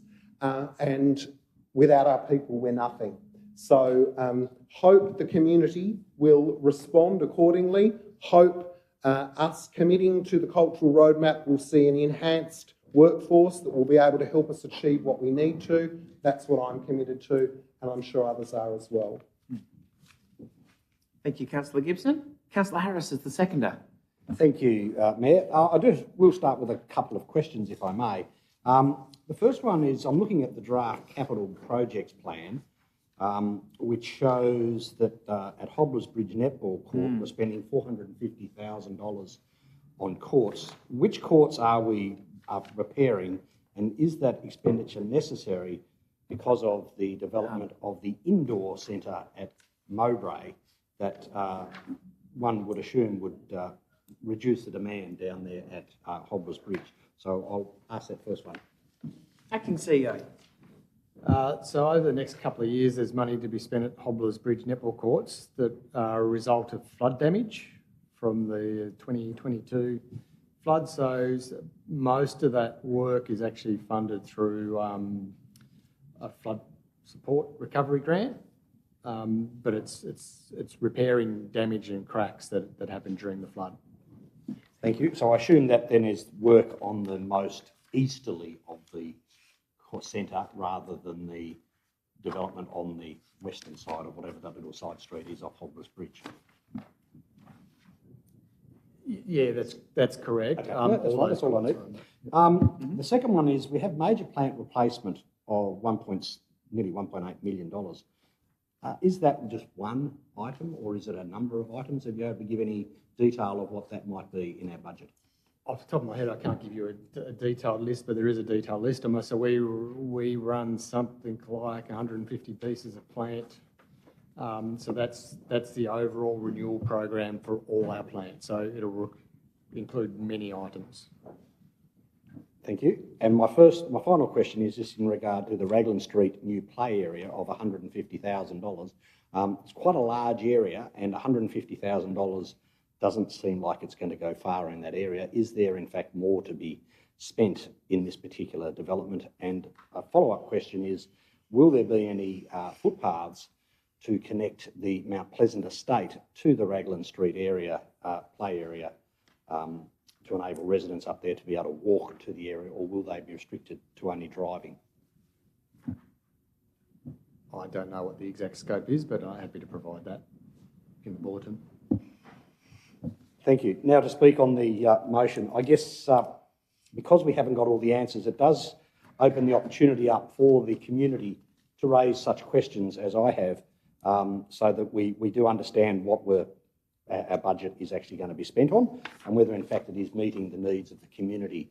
And so, as Councillor Gibson said, I encourage people who may be listening, or perhaps might get reported in the paper, to actually read the plan, understand what the plan actually is saying, and if what you desire isn't there, then now is the time to say so that we can consider it at a future workshop to see whether we would take something out to put something else in. Because ultimately we only have a set amount of money to spend, and how we spend that money is up to us to decide, and this is very much, I guess, grassroots counselling, and how council can best meet the demands and the desires of the community based on what feedback they give us. And now is the time for people to step forward and submit their changes or their requests so that it can be considered before this gets finalised. Thank you. Thanks, Councillor Harris. Councillor Walker. Thank you, Chair. Oh, look, something getting reviewed by the public before it gets finalised. Who'd have thought, hey? Maybe that's a bit of a cheap shot, but, you know, we can do these things. We can have public consultation, get feedback, get community consent and move forward. And that is the opportunity here, and that's been reiterated by the speakers. I suppose I'll speak to a couple of other things, and of course it is an ongoing constriction on our expertise, our staff, that is probably one large concern. It is also, as the previous speaker has mentioned, the plethora of plans that we have, that we are very aspirational in that way, and that's a good thing. I think we're streets ahead of some other councils that I've had a look at, just online, just perusing about the place. But it's the implementation of those now. We know that there's a few of the things that are listed again here that we have to find that way to progress forward. But is one of the things listed in this plan the bolstering of our workforce? It's probably not something that's part of the annual plan, is it, as such? And yet, are we, I know it's something that's an internal process, but at what point, as a council, do we, step forward and say, well, we're going to, be more publicly visible in that journey, I suppose, because we manage it and we work towards it. There's a process in terms of recruiting people and all that type of thing. And we have things allocated when those positions can be filled, and we have staff that are covering other people's positions, and that's all very admirable. But how do we, the last thing we need is another a policy or another plan, I suppose. But in a sense, we do have a plan, and it is being worked on. And it does affect every other plan that we have. So I won't go on about it too much, but I think that there's something there that we really need to come to grips with in this process. I note that there's $1 million allocated towards Frederick Street that we have talked about today. I know that initial estimates were well below that, and so that is a fairly, potentially generous sort of estimate, and it may all get spent. But quite often what we see is, and I think we may do in this situation, depending on the nature of the negotiations that are had with the chosen, the preferred sort of lessee, that number might reduce. As we see each year, that numbers do reduce and they do change. Unexpected things occasionally come along, rock walls falling over and things like that. But on the whole, are there, I suppose this is leading towards a question, are there any sort of, not concerns, but thoughts that go towards the idea that, hopefully a deflationary environment, that some of these costs may reduce, that we're planning over the next 12, 18 months, 24, 25? Is that too much speculation? Bit of a crystal ball question, perhaps. Yeah. It is a crystal ball question, but we're in the lucky position, Councillor Walker, that we have good internal processes so that when we need to amend budgets, whether it's to bring new items forward because there's been under expenditure because inflation is less and costs are less, so we can add in more projects, we certainly have processes in place to have those conversations with elected representatives and would continue to follow that approach if we found ourselves in the enviable position of having spare money. Well, we'll finish, if I may, Chair, just to say that there are certainly a number of things on that list that are important to me, as I'm sure everyone's aware, and others will have their own things. But I do, sincerely encourage this is that opportunity for the public to really get their teeth into the things that council are doing that we, sincerely believe is important. It's the reason why we're here as councillors, in a way, to drive these things along. And so, let's encourage as many people as possible to make submissions and to provide that feedback. Thank you, Chair. Thanks, Councillor Walker. Councillor Gibson, do you have a question? Thank you. I do have a question. It pertains to operating and capital expenditure details, specifically under the subheading of Automobile Museum and the operational expenditure with regard to that. It served as an opportunity to ask how that currently works and where we're at with regard to the asset that will eventually go to... no, I'll finish the question there. Where are we at with regard to the Automobile Museum? So it's on page Operating and Capital Expenditure 2025. On my attachment, proposed estimates, page 85. Under Operating and Capital Expenditure details, excluding non-cash expenses, depreciation and asset disposal losses. Your pages don't seem to relate. Actually, Danny, you don't know what you've done, but under Cultural Facilities, the next heading, Princess Theatre, QV Mag, Auto Museum. Thank you for the detailed question, Councillor Gibson. I'll need to take that on notice because I'm not across the current status of that operating model.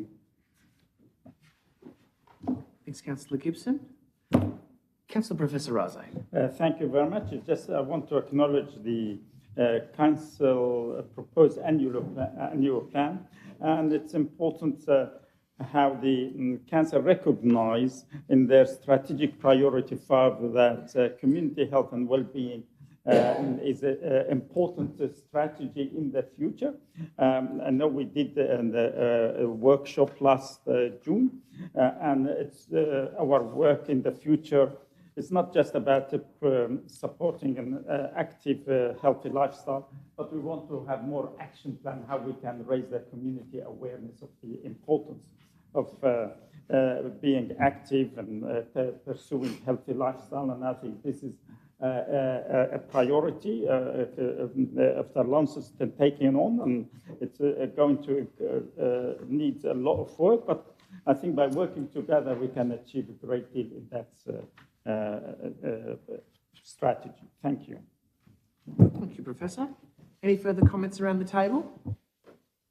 Councillor Gibson to close. Thank you. Just briefly, certainly appreciate the contributions of colleagues around the table. For me, this is an incredible array of almost 50 projects, 50 actions which enable us to really achieve so much in our community. There really is something in there for everyone. When you look at things like $6.9 million for road and footpaths. You look at $2.5 million for City Heart. You look at traffic signals, $1.9 million. The suspension bridge at the Gorge, $1.4. The City Park Conservatory, $1 million. Princess Theatre, $1 million. The NTCA, $700,000. You know, they're really, you just go through and through.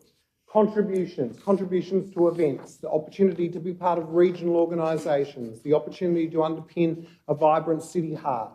There really is so much in the documentation, in the papers. It now all goes to the community in terms of the capital expenditure, in terms of the actual plan, with almost, as I said, 50 actions in it. And we have the opportunity ahead of the middle of June meeting to be able to see if what us in partnership with officers think should be the work that council is to undertake in the coming year. It is a partnership. It's going to be a big year because we want to see, as we have this year, lots of those things achieved. We do that in partnership with community, in partnership with the operational arm of the organisation. I think it's aspirational, and I hope our community respond favourably, and we look forward to receiving their comments. Great. Putting it to the vote then. All of those in favour? Those against? So all bar Councillor Pentridge is against? The motion is carried. Okay, so now we are moving in, so let me change my agenda, into closed council.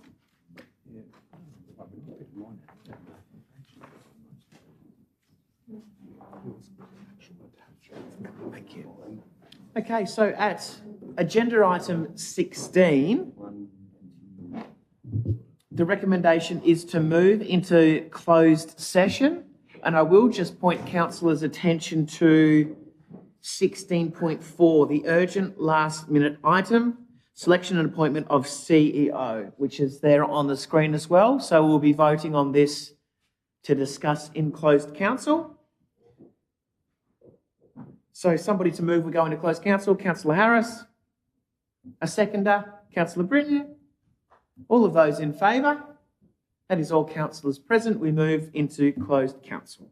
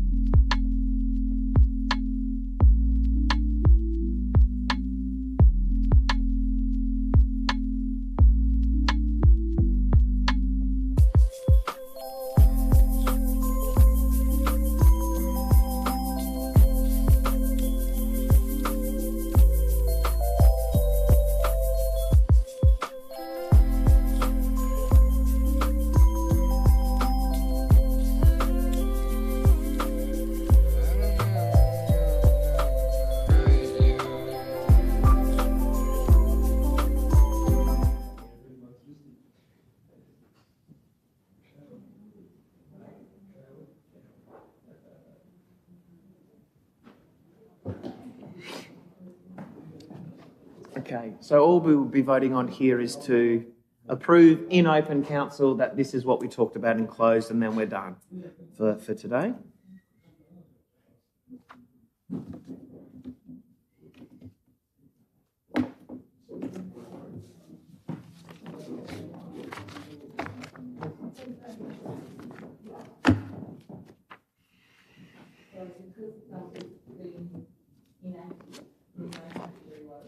Okay.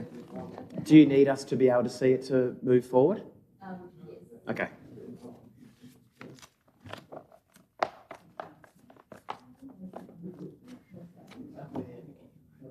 Okay. Do we want to get dressed while we're there even? And just go? Yeah. Yep, if that's okay. Sure. Awesome. Thanks for your help.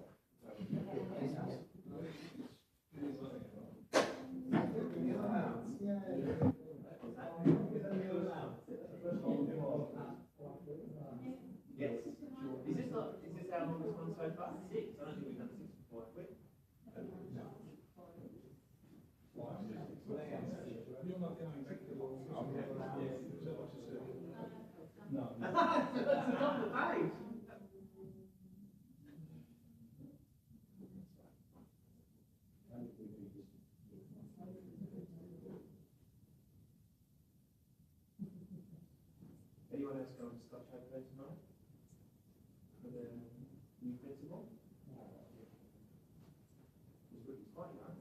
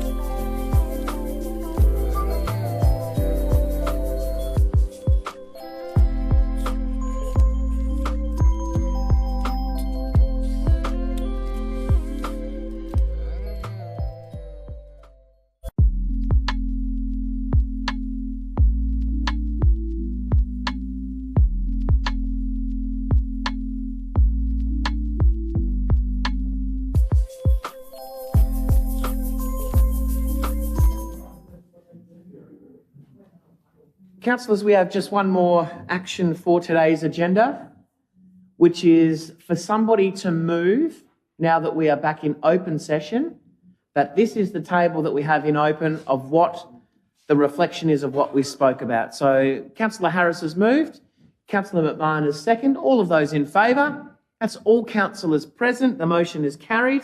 Meeting closed at 5:57. Next meeting in a fortnight here at Town Hall. Thank you, councillors.